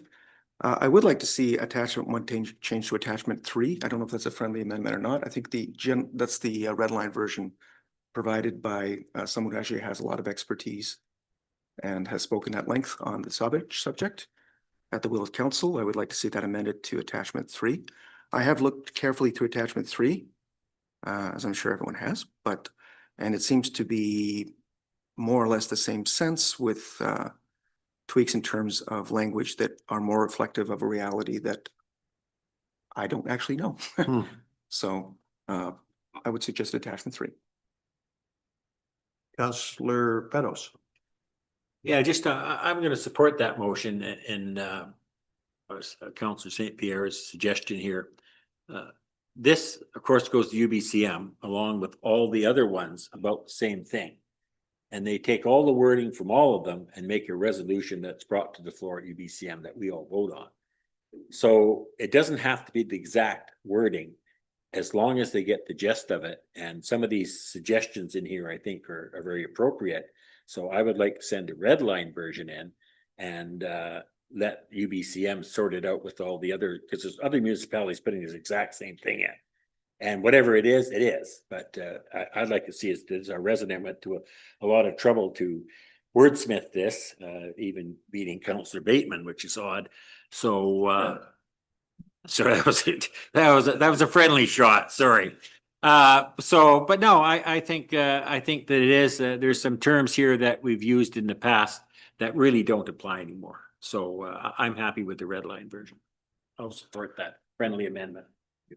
I have, I think it's about time that this act was updated. So I have a question to Mr. Marshall, our Director of Planning.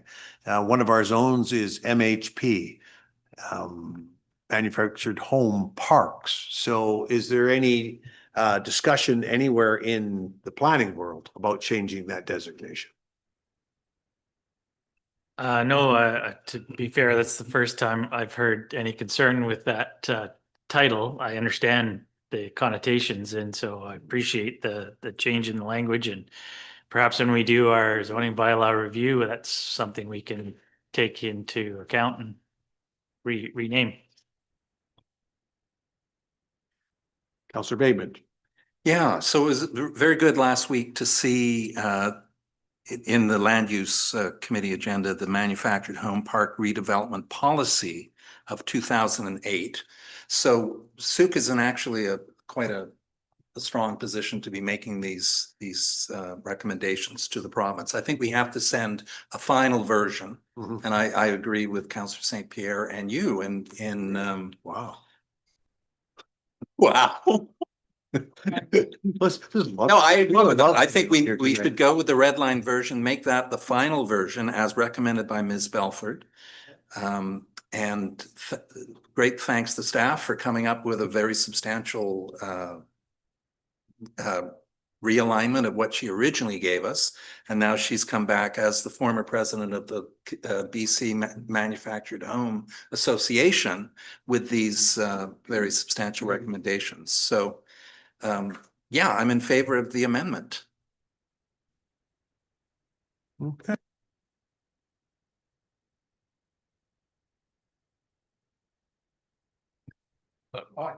I move we do the amendment.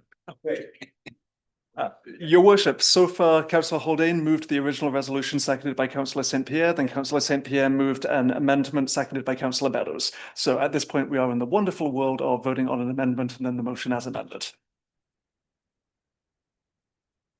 All those in favor? All those. Taking someone's job. Okay, on the main motion, all those in favor? You heard, you Ash.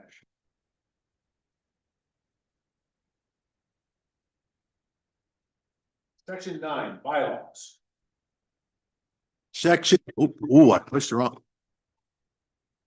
Section 9, zoning amendment bylaw number 942-600-117, 2026. Housekeeping amendments. Housekeeping amendment, zoning amendment bylaw 942-600-117, 2026. Attachment 01, zoning amendment bylaw 942-600-117, 2026.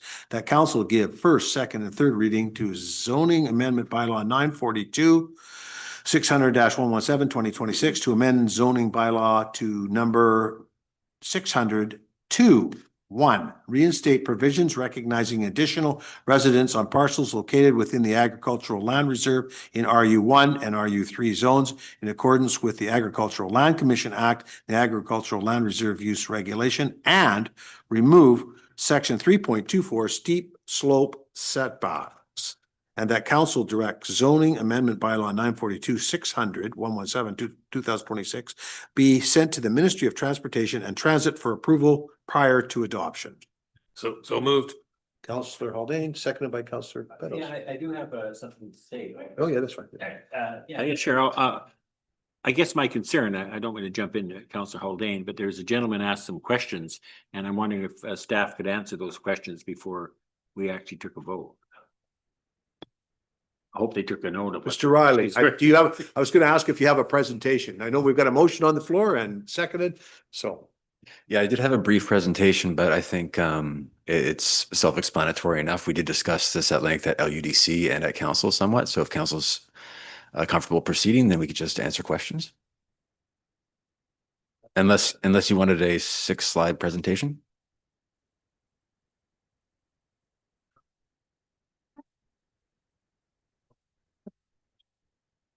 Councillor Haldane as the motivator. Yeah, I think the only thing that I talked to the gentleman and it was about suites, detached suites, suites over garage, suites attached house.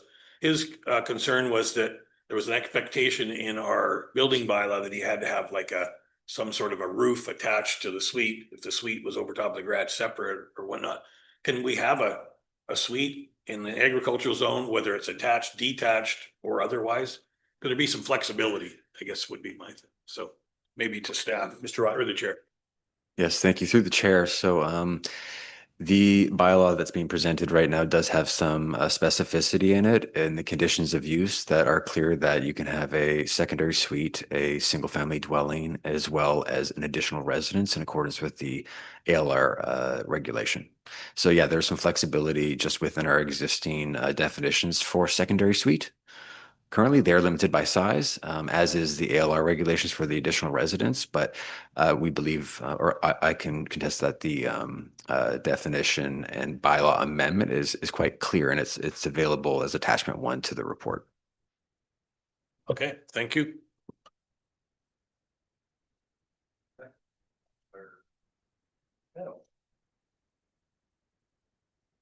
No, I have nothing further to say. I just want to make sure the gentleman's concerns were answered, and sounds like they were, so we don't see him rushing out the door, so. Yes, did you, can I call you to the microphone just to see? I want to ask you in the audience, I'm going to ask you at the mic. So do you feel your questions were answered here? Not exactly, no. Okay. So it's very specific. The definition of secondary suite is the term that's used is within. Our question to planning was about a suite over a garage, whether or not that would be considered an attached garage would be considered within the principal residence.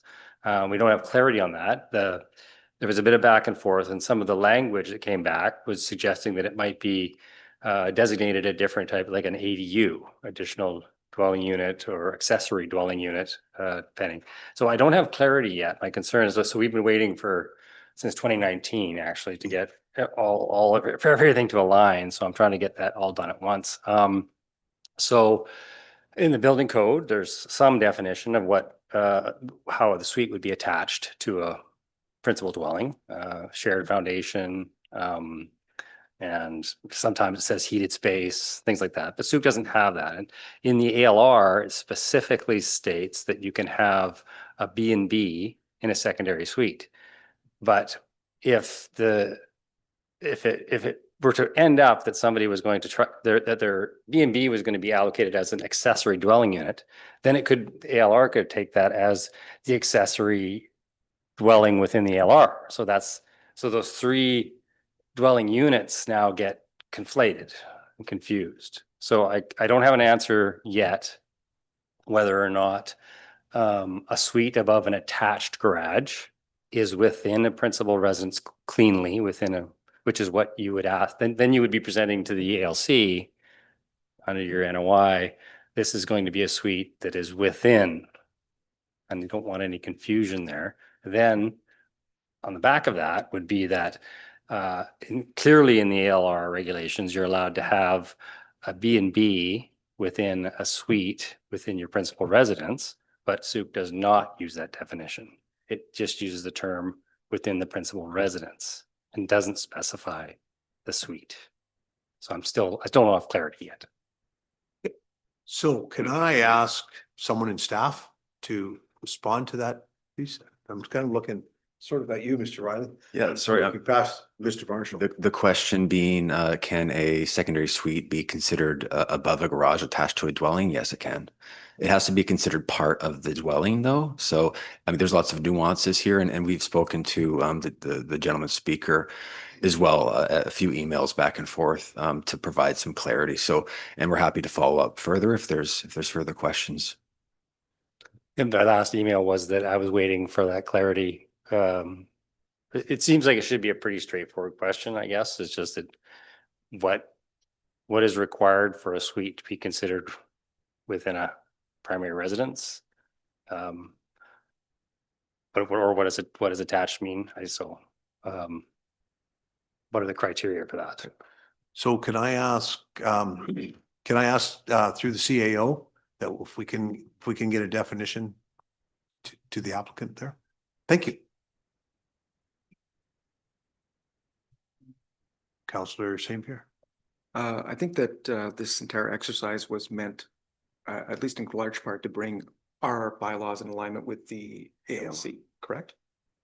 Okay, so it sounds to me as if we need to make sure that our definitions are actually also in alignment with the ALC, but that's not, is that what we're going to be looking at to clarify this? Because it makes sense that if we're trying to get everything in alignment, we also align the definitions.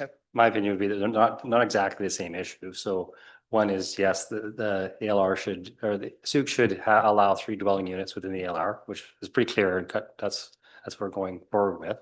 My concern is that there would then be some other definition interference that would cause a concern with the ALC or whatever. So okay, and I'm just suggesting that at this point, if we can, as much as possible, align our definitions as well, so that we have clarity. Yep. I see Mr. Riley has his hand up. Yes, sir. Yeah, just to add to that. So as Councillor St. Pierre is aware, through the LUDC, we have brought forward received direction, from the LUDC and then from council to bring forward some amendments to modernize our short-term rental regulations. So we'll be adding some additional clarity there. And there's some tie into home-based business regulations, which you've heard in this discussion briefly as well.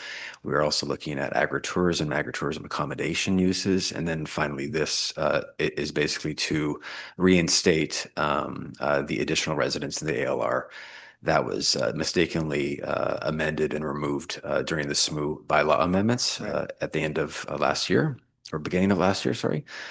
So there's a lot of balls in the air, so to speak, and we'll make sure that the clarity and consistency is there when we bring forward the final amendments. This is one part of an overall package.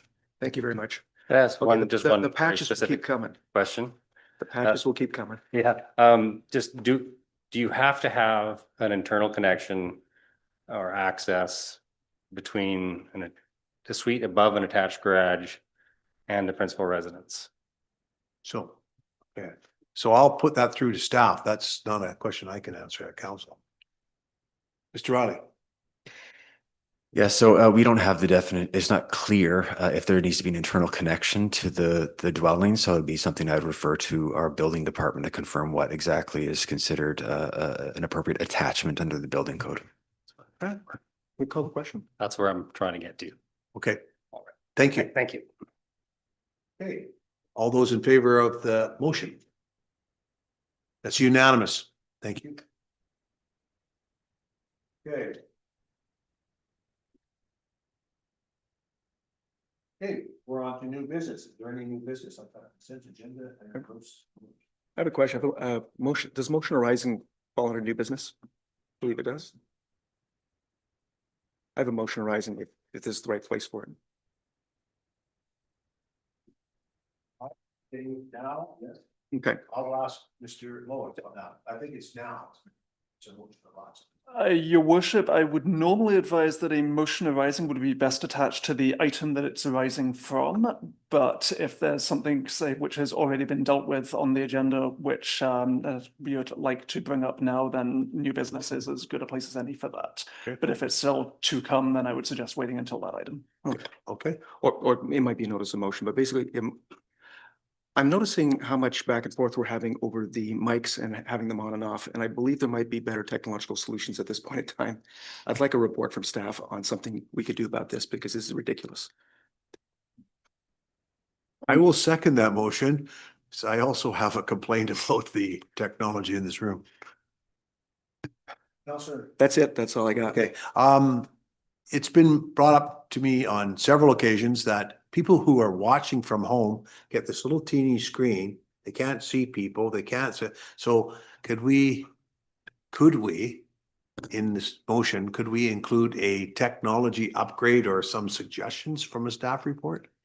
Your worship, I can advise you that we've been looking at a number of different ways to do audiovisual of these meetings in recent weeks, including one unfortunately failed, but somewhat different way of broadcasting a committee of the whole several weeks back.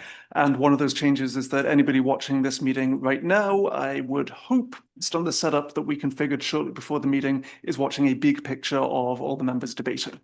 Okay. Although now I've just been flashed a picture and I'm not sure that's happening, but that's certainly the intent that we're going for.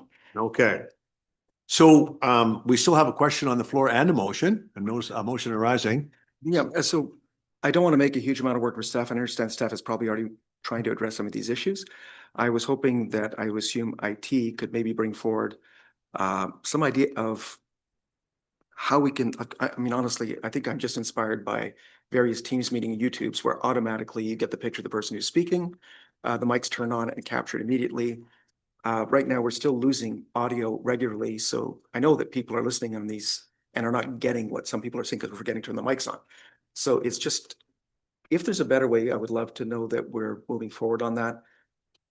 I'm not sure if it's really council's place to get involved in operational matters like this, except that we're so directly affected. So there we go. I guess I'm looking for a report and maybe some ideas of options on solutions. So through his worship, as I indicated, I can advise that this is something that staff are certainly very aware of and we're looking into, and we would very much like to improve the experience and make it better for both residents watching and for members participating. My advice at this point would be that it feels that this is a notice of motion about instructing staff to bring forward a report and investigating staff time, in which case I would recommend that that should be filed as a notice of motion if it's something that you would actually like to investigate. How does council feel? Let me turn this back on. Does there anybody else have any comments about the technology in this room? Because I do. So I was waiting to see if anybody else does. I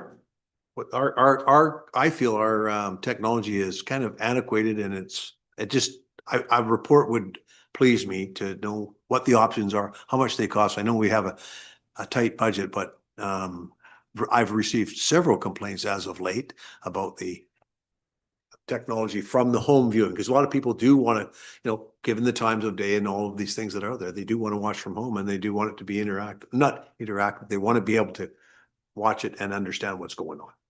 So, Yeah, so I guess but we're looking at a support the report, rest of council. sadly.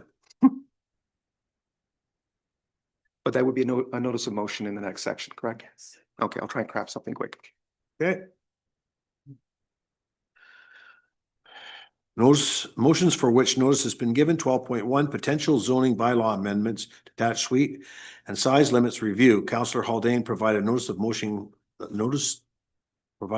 the following motion, that council instructs staff to bring forward a report on floor area limits on detached suites in zoning bylaw 600, including potential amendments to the zoning bylaw to remove the current limit of 90 square meters and to align with the BC Building Codes standard.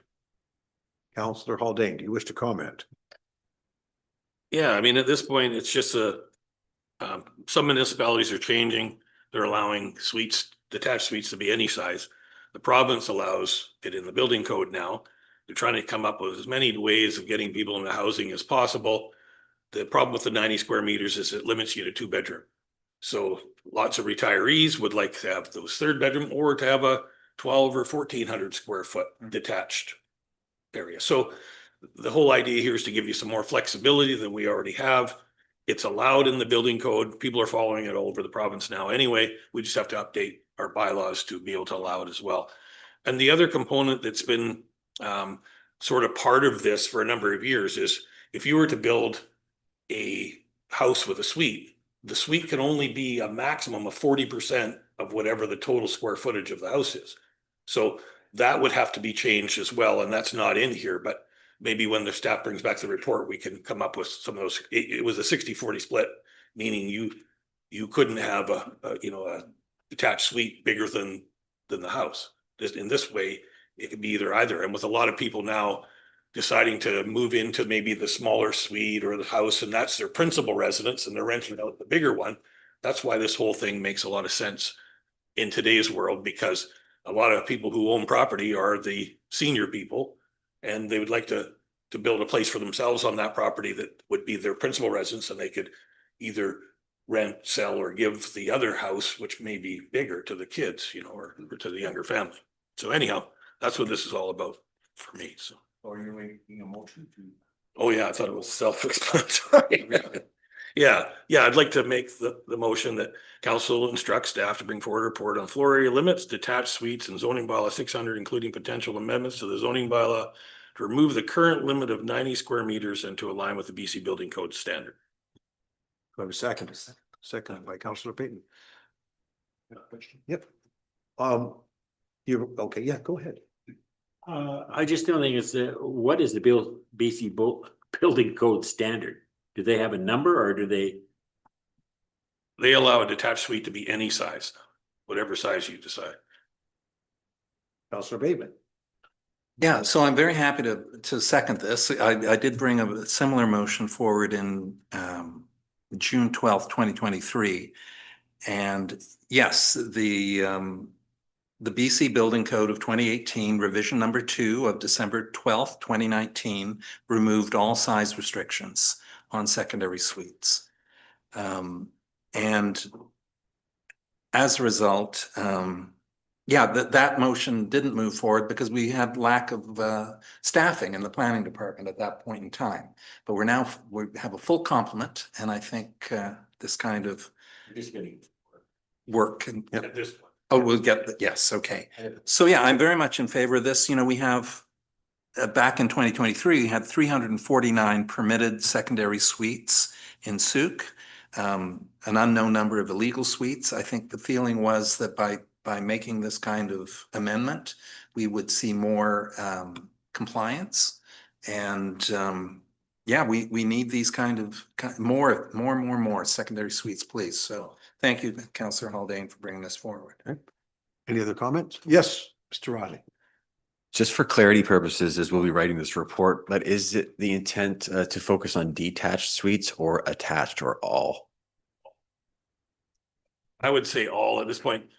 And if I can give some clarity on that, a few years ago, I built a duplex for two sisters. And the problem was there, they had to do a duplex instead of they wanted to do a house with a suite, but they couldn't because they both wanted to have a 2-bedroom side. And so in the end, we ended up making a 1-bedroom on one side and a 3-bedroom on the other side. And they worked it out between the two of them, but it was because we had that 60-40 split thing. And so I'd like that to be included in the report if that's possible, or do we have to amend to do that? It's a report anyway, right? It's a report on. The whole thing is to include flexibility to try and make it easier, especially through families and family members and stuff, because there's going to be a lot of sharing of property coming up over the next little while. And I'd like to give bigger, easier, better ideas for people to be able to make all this stuff work. So yeah, I appreciate the more information, the better. You have enough information, Mr. Riley, to make that report?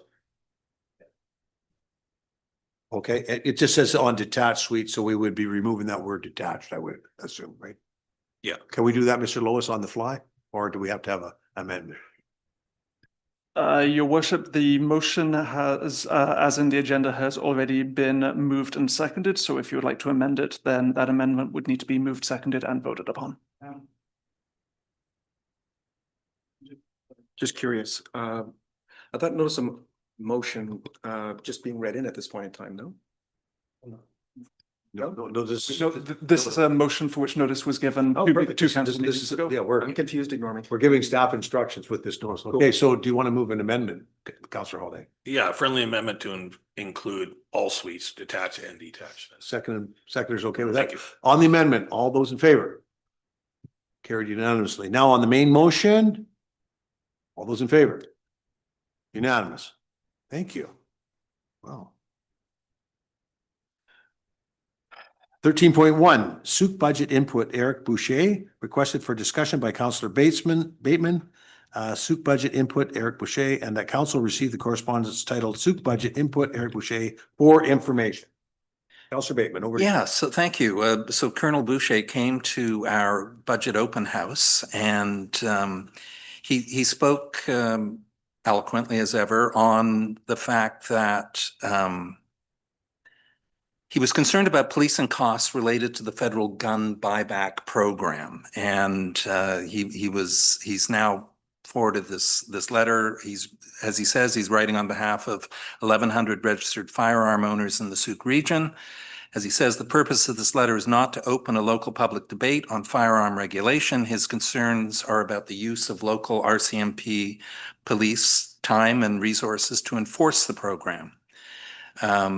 And he closes by saying, I strongly encourage council to make it clear in the ongoing budgeting process that no Sooke resources or funding will be made available to implement or support this federal program. So I did follow up with the detachment commander, and he says, from my understanding, there is going to be a mobile so the amnesty period ends on October 30th of this year. And once that happens, there has been partial response, not a very strong response to the government's call for returning these guns. So the staff, here I go again. Detachment Commander Wilcox, there will be mobile collection units set up after October 30th, likely in Victoria and or Langford. The firearms will be destroyed on site, will not be need to be handled by local RCMP. So most detachments, including ourselves, do not have the capacity for collection or destruction. So that is why they're setting up these mobile collection sites. So basically, Colonel Boucher's made a good point. We should not be spending, directing our Sooke RCMP to engage in federal programs without receiving grant monies to so do. But it doesn't sound like that will be an issue. The detachment commander says he will report back to us as more information comes in. So basically, I'm moving that we receive this for information.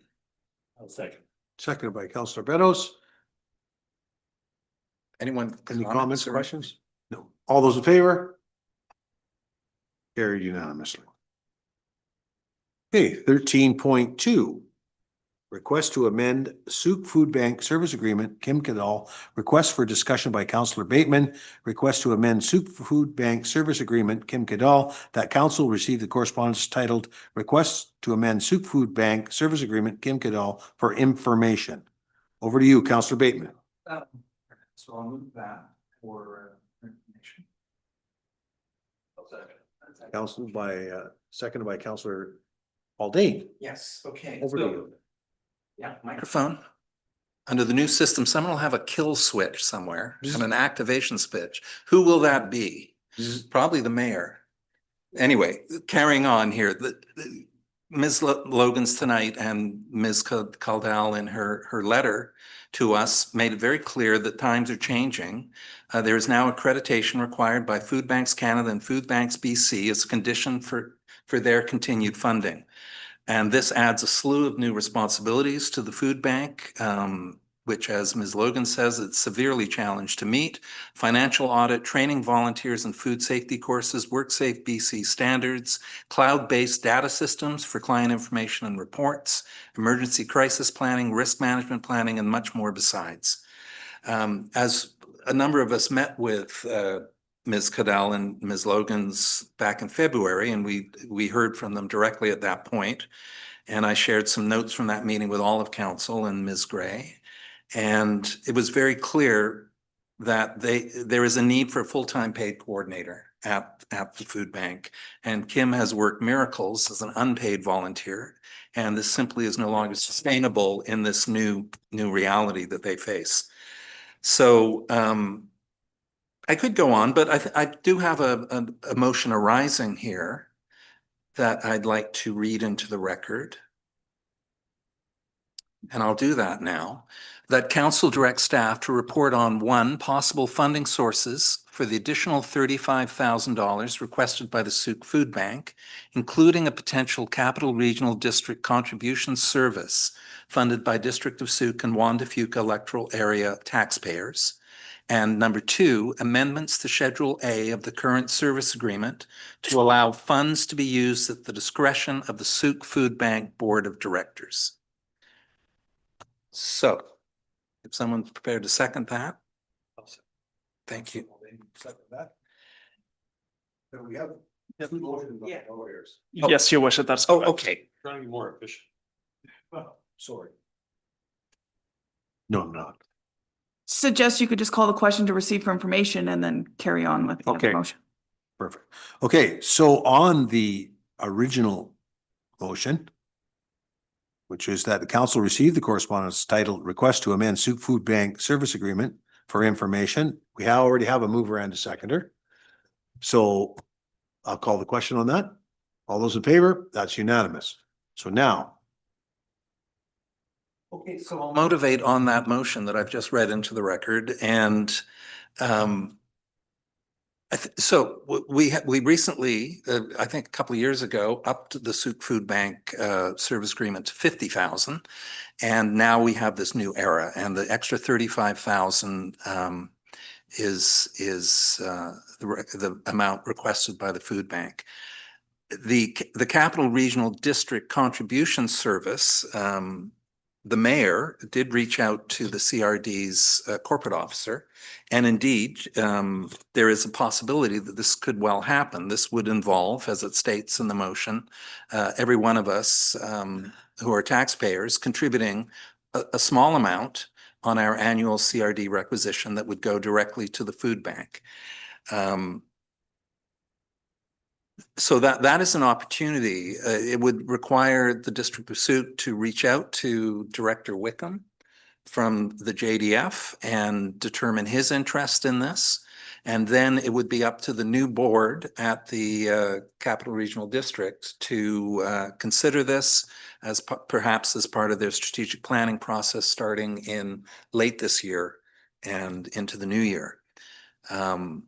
So that's a possibility to raise that 35,000. This motion does request staff to scour, if you can, any further after this budget process to see if there's 35,000 lying around, which is highly unlikely. So anyway, that's that part one. Part two is amendments to Schedule A. Schedule A of the current service agreement requires, I don't have it in front of me, but I believe it's just strictly food purchases for the $50,000. What Kim and Nikki would like to do on behalf of the Food Bank Board of Directors is to use this money at their discretion, potentially to contribute towards funding for that full-time coordinator. So that's what I've got. Thank you, Councillor Bateman. Councillor Haldane, you're the seconder. Sure, yeah, looking through government acts and so on, I mean, municipalities aren't legally part of the funding for food banks, obviously. The other thing is, even with, if you take, we got Port Renfrew, Jordan River, Shirley, East Sooke, and Machosen. I've done deliveries before as well. So it's broad, very broad in who's getting these services. What we also go over to First Nations, more than one. So I think we're in a position now, I mean, the funding has to come from a more diverse than just even us and CRD. I mean, I'm happy to come up with some funding option, you know, or something we could contribute, but we can't be the sole part of it for sure. And it should also not just burden just on homeowners, it should burden on all taxpayers, similar to cell phone bills being done $5 a time rather than it be homeowners paying for 911 services, you know. So I think we need to come up with a modeling. We need to come up with a plan on how we get there. And I don't doubt, I mean, Kim deserves to be paid. I mean, she's been doing it for a long time. Obviously, I don't know what that looks like, but we have to come up with something somehow. I'd rather see her get paid than to spend it on the tourism stuff. So, I mean, if we can find out how we can come up with monies to make this work, you know, I'm in support of finding out how we can make that work. So. I support the motion. I think it's a really good idea to actually see about getting monies from the CRD and from regional governments for something that is being, services are being provided on a regional level by Sooke. So it makes sense to just turn that around a little bit and see if we can actually do a little bit better and actually spread the burden and make sure we have the services. My concern continues with this stuff to be that I don't think that necessarily as a local government, we should be the ones on the hook for this, but we cannot allow our residents to not have these services. So I think this is a very important advocacy piece that we need to take wherever we can, to UBCM, wherever. I would suggest that I do have a resolution that could be brought forward to UBCM, which would address at least some of it, but not all of it, because our food bank also provides haircuts. It catches people just as they're about to lose their homes. It helps with all sorts of different services and make sure that people don't end up homeless, ended up honestly costing taxpayers even more. So it is a critical service to actually save ourselves money and at the same time protect people. So I do agree with spending the money one way or another. But the flip side is that this should actually be something that is handled at a higher level in better ways.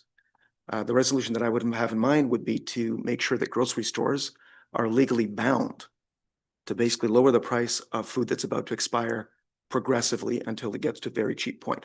That will actually allow grocery stores to act as food banks and allow people to maintain dignity while they grab their food, and allow an organization like the one that Kim has built to continue providing the services they are, which are still desperately needed and aren't covered by a grocery store.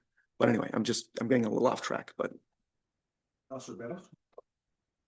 Yeah, I mean, there's no doubt we need to do something here. The problem with the first part of it is that we've just passed the budget, and part of that budget was the allotment that we gave to the food bank, which we upped from previous amount. So that gets a bit complicated. I like this business about going to the CRD because this food bank, and we're just talking about the food, they do other services, I understand. But like for me, I go out once a month to Port Renfrew, and I take, Jane and I take 50 something hampers out there. And I know they do it out to Beecher Bay. I know all over, Shirley, all these places. So I think the burden needs to be spread out a bit more. And I know it's going to get Councillor Haldane a little upset, but I think I think it might have to come back on to the homeowners, but at least it'll be in the homeowners' of the whole area as opposed to just the residents of Sooke.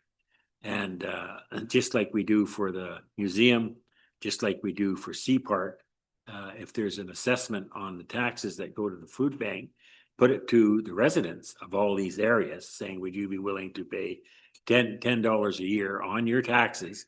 And it has to be a referendum type. We did it for SEAPARC. That would be the way to go. And that would get them some stable funding, as it did with the museum, the Historical Society. A number of years back, they were always struggling. And then they made the effort and they got it put on your taxes. So you see on your tax notice that you're paying so much for the museum. I don't like to go to the residents again for this, but man, oh man, people are hungry. And I've seen the hampers. They're pretty sparse. I mean, I wish we could do better. I kind of embarrassed sometimes, but then again, I also see at the other end of things when I see them waiting at the truck because they don't have anything. And what little we're giving them at least gets them going for 2 or 3 days. So we need to do something. And I like this second motion. I know it puts a little bit of a burden on our staff, do a little bit of research, but I guess, you know, it's part of being in the community. And I certainly think that Wanda Fuca and has to step up in this, whether it's on some allotment that we get to the taxpayers, I don't know, but we need to do something, and I think this is a good start. So I'll support the motion. Thank you, Councillor Beddoes, and thank you for the work that you do in the food bank as well. We love our food bank, and we love what it does. We're unfortunately that it has to do it, and we've got to come up with solutions, and some of those solutions are within our control and some are not. I think we have to, you know, we've got to look for corporate sponsorship and things like that, that there's people out there that I think will help. And I think that, communicating with UBCM, it gets, you know, Councillor, Beddoes' earlier statement that things get lost in bureaucracy in UBCM. And sometimes I feel almost, I don't know, embarrassed that we ask UBCM and it gets, you know, resolution number 323. And I think we have to act locally, which is the CRD. And I think we have to reach out to our partners, our business partners that are in our communities. And you know, I don't know what that looks like. We have to see if we can develop some forms of sponsorships where it's something that we're celebrating and proud of doing.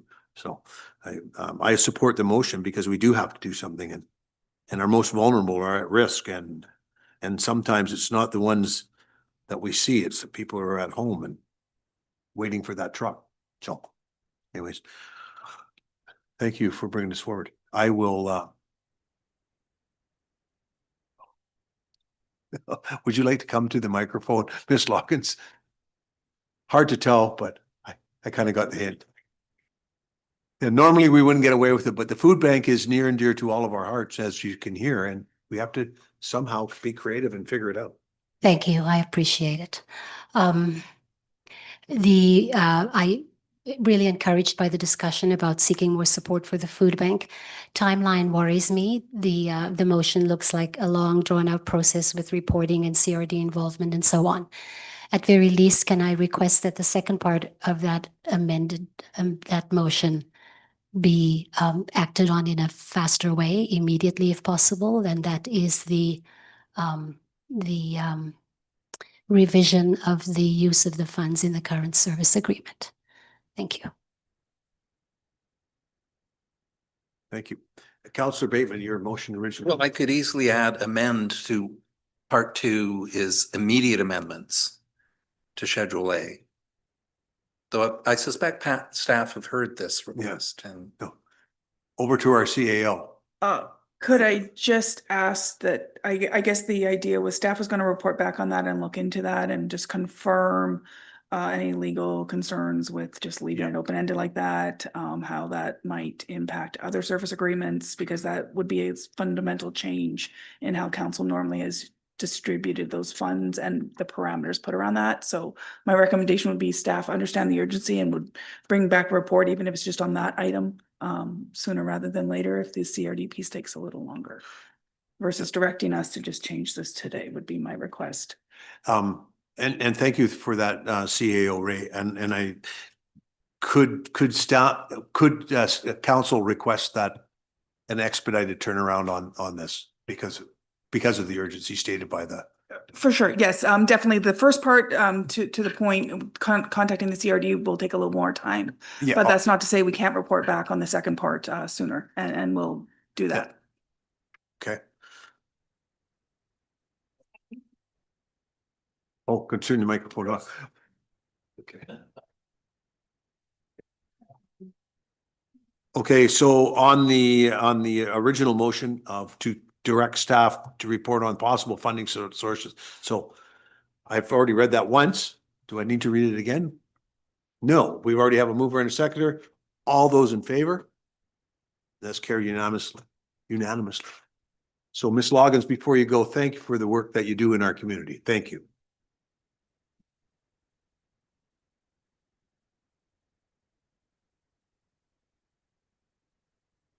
Council received the correspondence titled Permanent Daylight Savings Time, City of Langford for information. Councilor Baker.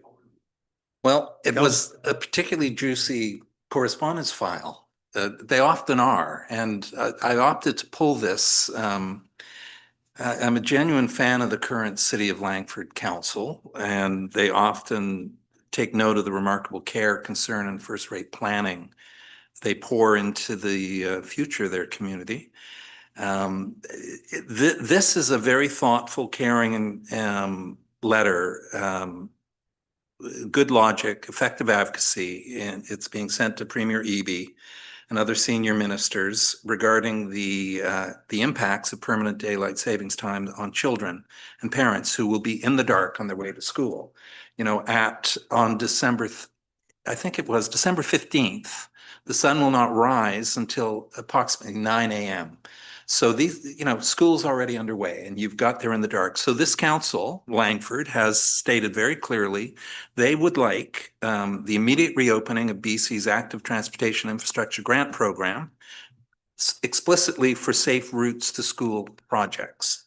Now, of course, this has been a casualty of the 2026 BC budget, but the ask here is to open that up for those very explicit projects. Second part is establishment of a program that would ensure all students have access to lights and reflective gear.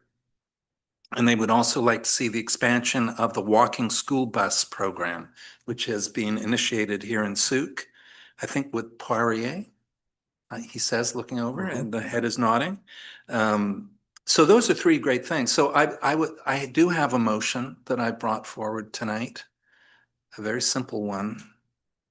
Can that council receive the correspondence? Well, let's do that. Yes, I have a motion. You make that motion. Do I have a seconder for that? Councillor Haldane? Yeah. All those in favor? Okay. So knowing, so my follow-up motion is that council direct the mayor to write the province in support of the City of Langford's resolution of March 30th, 2026, titled Permanent Daylight Saving Time and the Impacts on Safe Routes to School. Seconder for that? Councillor St. Pierre. You've kind of motivated already, so. Yeah, I have. Councillor St. Pierre, any questions, comments? No. All those in favor? Carried unanimously. Item 14, items removed from the consent agenda. Over to you. There were two items removed from the consent agenda, being 7.3 CAO report and 7.5 3D tech and land use planning. Okay, Councillor Haldane.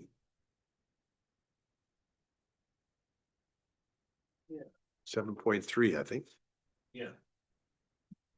Yeah, the 7.3, I heard it on Adam Sterling and I've heard it on the radio from numerous municipalities that have talked about the passing of Councillor Lillian Spock, who put in many years of service.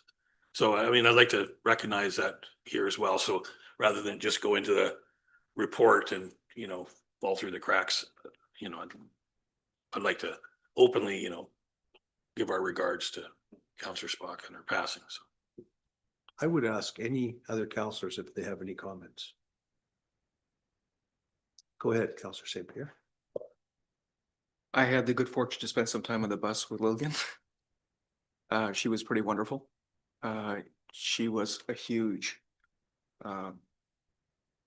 she was a force to be reckoned with and a beautiful person. She will be missed, especially at conferences, which is only the only time that I get to see her regularly, and I won't get to see her again. And it's a sad passing. Councillor Beddoes.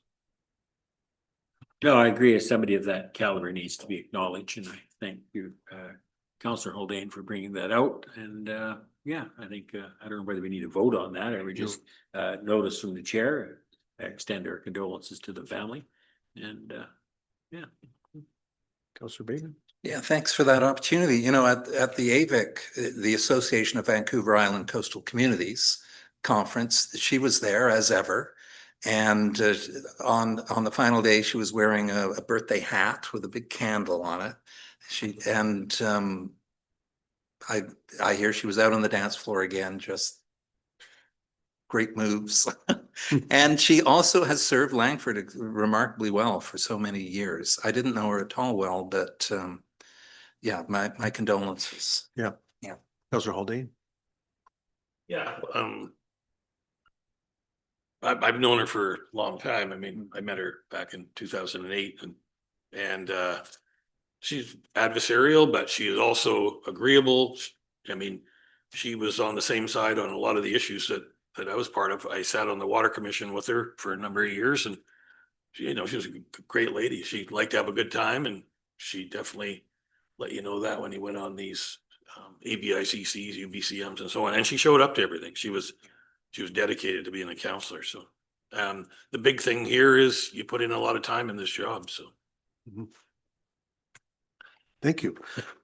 My own experience with Lillian was first met her on the Wadafuka Water Commission, and what struck me early on was the tenacity that she had for Langford. If there was an issue and she wanted clarity on how that was going to affect Langford, she said Langford. She enunciated it. She was an advocate for Langford. She was an advocate for women in politics. She was an advocate for healthy living, riding her bike to all these meetings. And it's an absolute unfairness that she left us so soon, because she was a truly remarkable woman in local politics and a force to be reckoned with. So I enjoyed all the time with her. And like you say, we got to say happy birthday to her less than 2 or 3 weeks ago, and very sad passing. And on behalf of Sooke Council tonight, we'd like to extend our condolences to Lillian's family and the city of Langford. So thank you, Council, for your participation. Next item, removed from consent agenda, Councillor Haldane.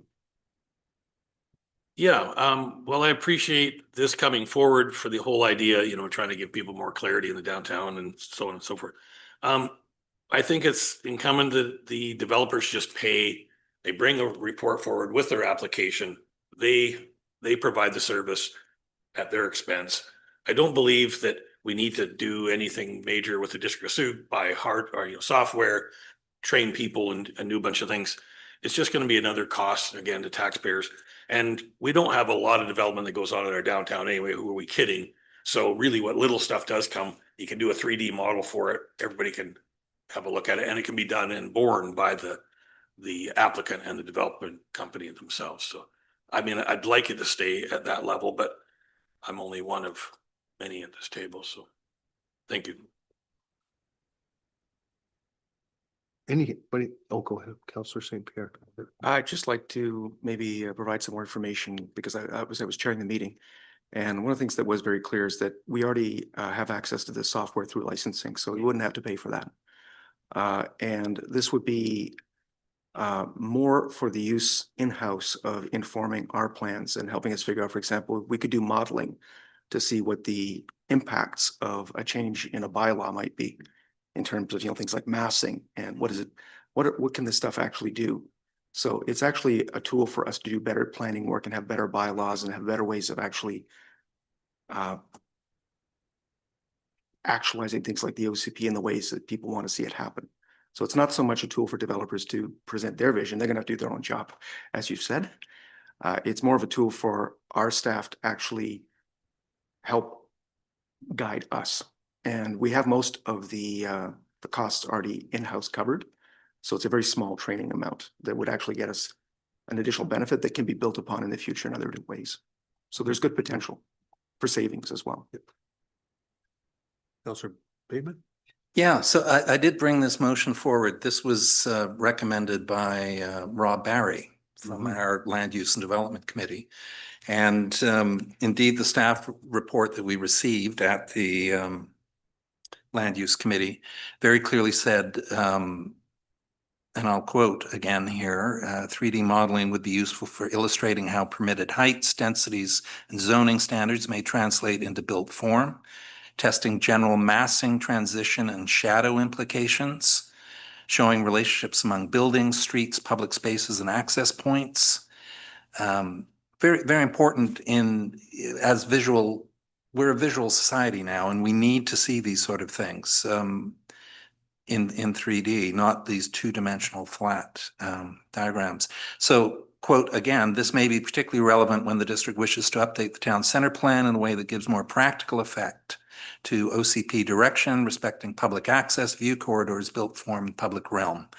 And as Councillor St. Pierre said, that we already have the software. It will take approximately $9,000 to do the training and implementation support for GIS and planning staff. It would take about 3 to 5 weeks of GIS staff time. So we at the Land Use Committee voted unanimously in favor of that, and I hope we do so again tonight. Councillor Beddoes? Yeah, I think I agree with Councillor Bateman. I think this would be a tool that is not just used. I think when the developer comes in, he's going to show his building and all these other things. But this is a planning exercise, and we have planners here, and we have the downtown. I know there's not much moving at the moment, but if it does come in, I would be interested in seeing where the shadows are different times of day. And I don't think it's a high price to pay to get into the 21st century. So I'll be supporting this motion as I did in the Land Use Committee.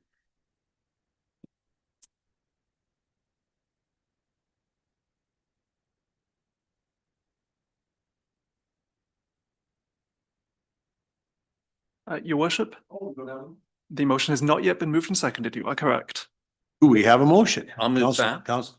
The council directs staff to begin implementing the ArcGIS urban 3D modeling application.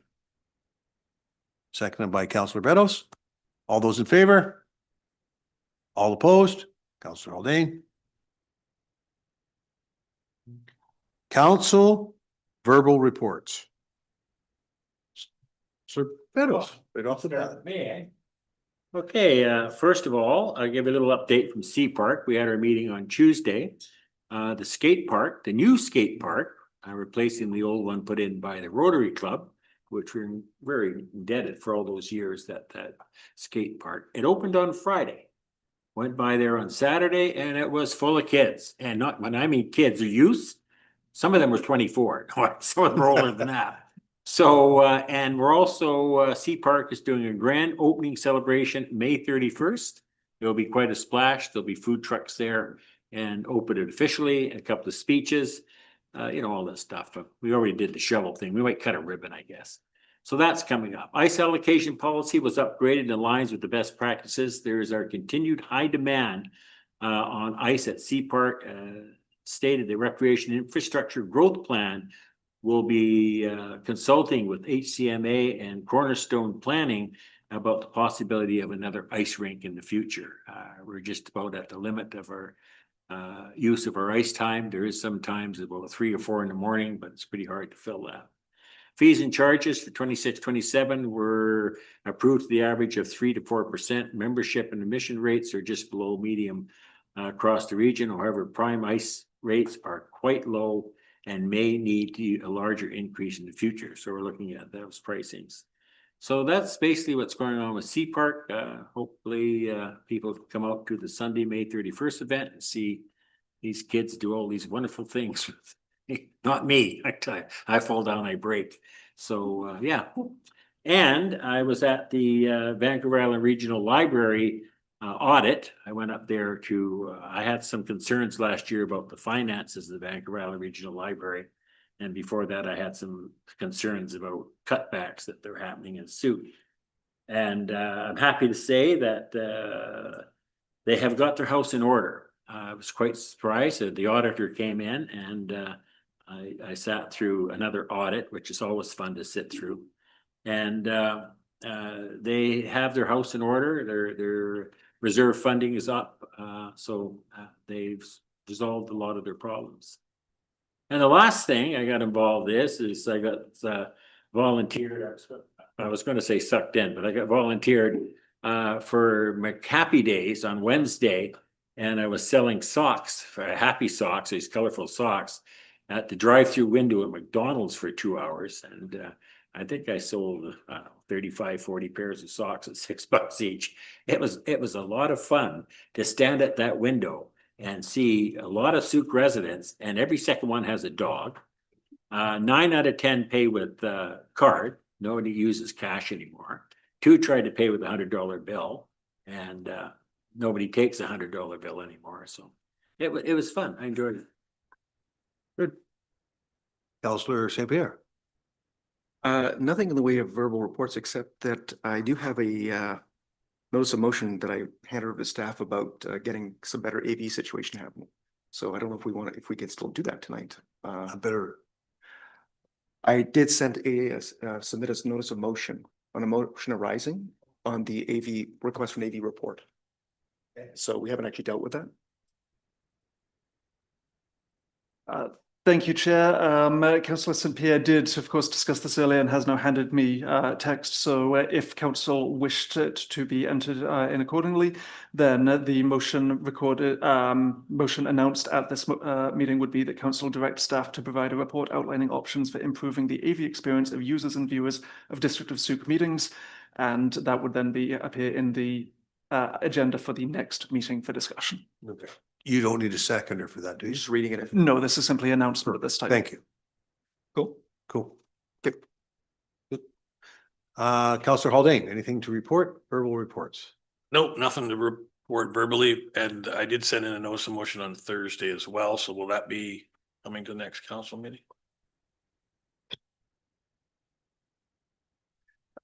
Your Worship, I have not been sent a notice of motion from Councillor Haldane, I'm afraid. So I'm not in, under the procedure bylaw, notices of motion need to be sent to corporate services at least 24 hours prior to the meeting by councillors in order to be read in the meeting, which was why I indicated that Councillor St. Pierre's motion tonight would technically require consent of council, which did appear to be gained. So.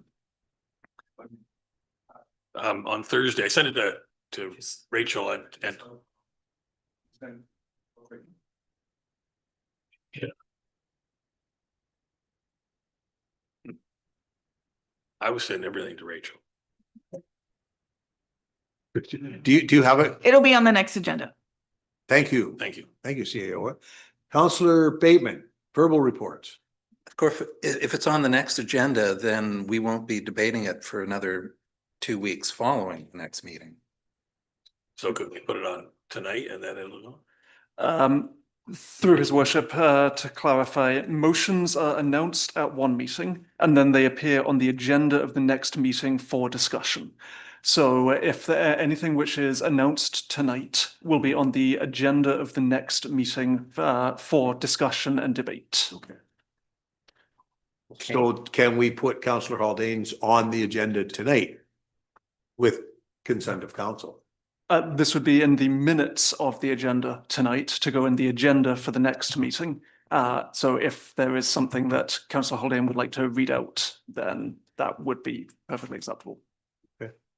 Why don't I do my council? Yeah, you do your verbal report. So report. I'll just note that on behalf of the mayor, I attended the CRD committee, the whole meeting on April 29th. This was when the board of directors reviewed the 4 years. They look back and offered some direction to the new board that will first meet in November. The highlights as iterated by the various board members, long-term biosolid strategy and the continuing campaign to find a home for our biosolids, both at the cement plant in Richmond and Up Island in Cedar. Establishment of the CRD transportation service, to which all of us can attend a workshop next month. I think those invitations have gone out. Launch of new CRD services dedicated to biodiversity, foodlands access, and performing arts facilities. And very much a strong prioritization of relationships with CRD First Nations. So there was a recognition at the table that affordability will be a major election issue in the fall. And the recommendation is no more new services. Both the transportation and the performing arts and foodlands access are gaps that had been discussed going back at least a decade. And so those have now been initiated. And there were some motions made for consideration at the strategic planning session that will, once the new board is in place for their 2026 to 2030, or 2027 to 2031, actually, enhance the advocacy strategy first introduced in 2020. The feeling is letters and in-person meetings are not really doing it. So there needs to be a more creativity brought to bear on advocacy efforts. Also inclusion of the reconciliation corridor strategy in the next strategic plan. This is the route along the E&N railway covering 15 kilometers from West Hills Station to Victoria West, Vic West. Yeah, so that's that. And I think that's all I've got to say. Thank you. Thank you.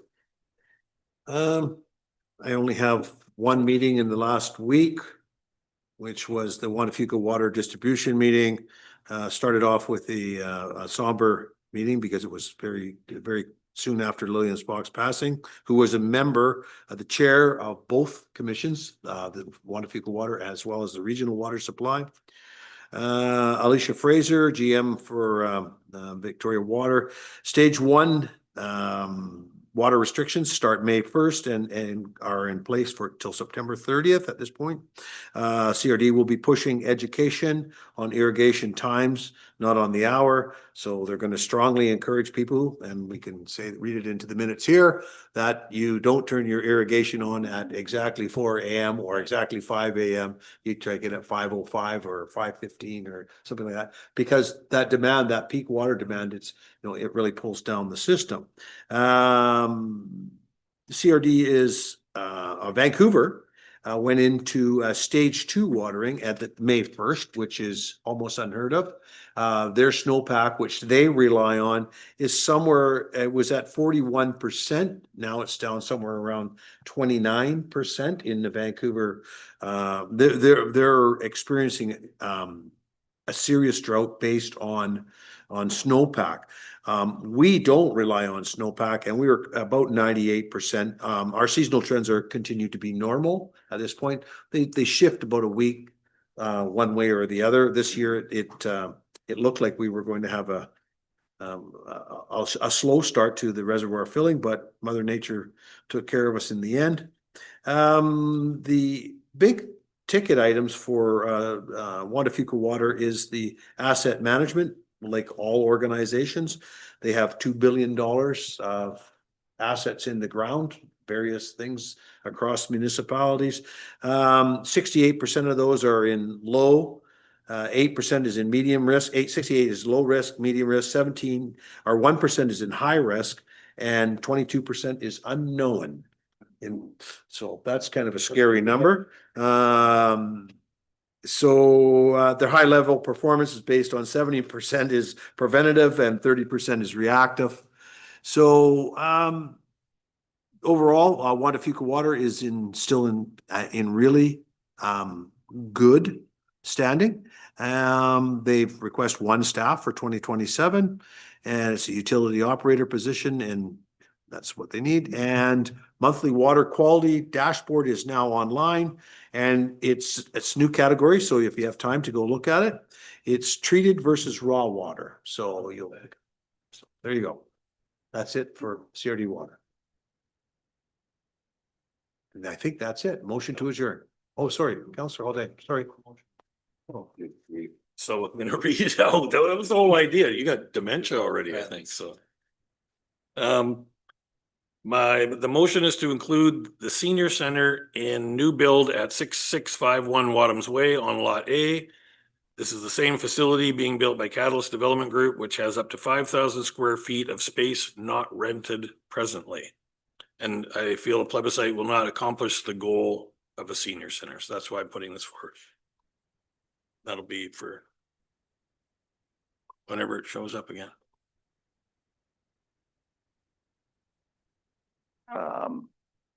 Thank you. So yes, I can confirm that we have the text of this and it has been read out. I did just want to say my concern about this as a notice of motion is that it's not clear what passage of this would result in council being committed to doing, because it doesn't contain a statement say that council instructs staff to take action. It doesn't contain a statement that council say makes a declaration.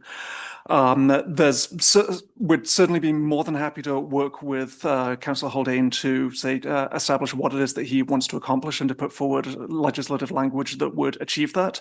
But at this point, my immediate thought is that the first thing this appears to be is a look at reconsidering the vote at the last meeting to bring a plebiscite forward on the ballot, although I'm not entirely sure if that's actually the main intention or so. If Councillor Haldane is insistent, then we can place this on the agenda, but I'm not sure that it would be ideal. I would prefer that we sit down and discuss the actual language of what he'd like to accomplish, although that would delay things by one meeting. So essentially it's up to the councillor. Can you do that between now and the next meeting, or would you and Councillor Haldane like to? We can do it. Yeah, we can sort this out in the next couple of weeks for sure. Okay, perfect.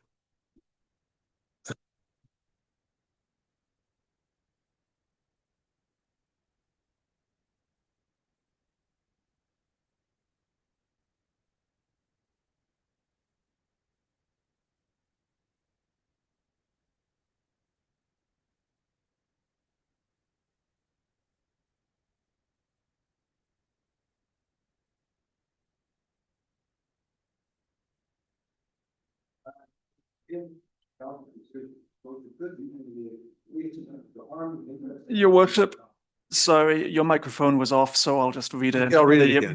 The motion is to close the May 11th, 2026 meeting to the public pursuant to section 91E of the Community Charter. Correct. Seconded. All those in favor?